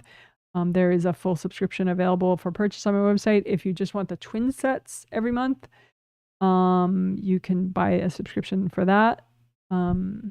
If you want a shared full subscription where, like, say you get all the triplet sets and your son gets all the twin sets each month, as long as you're not changing, it's the same every month, that's fine too.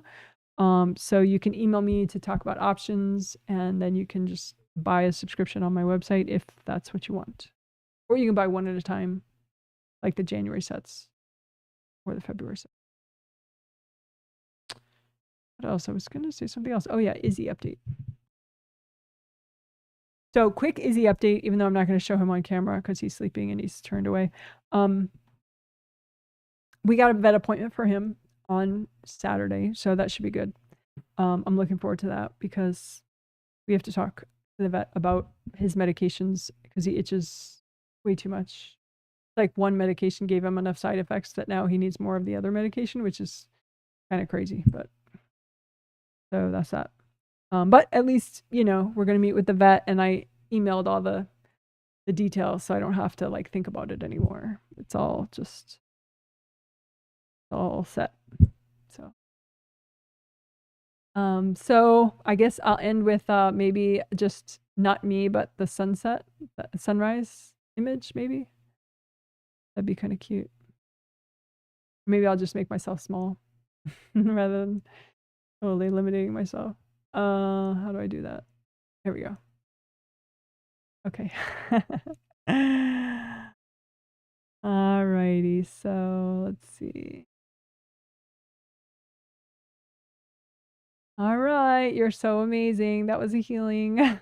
Thank you for being a part of this live stream, part of this healing. You guys are totally awesome.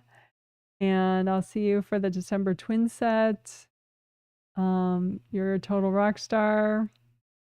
And if you want to get my news emails, email me at janet@jwhealing.com. Or you just want to introduce yourself to me, that's cool too. All right, bye.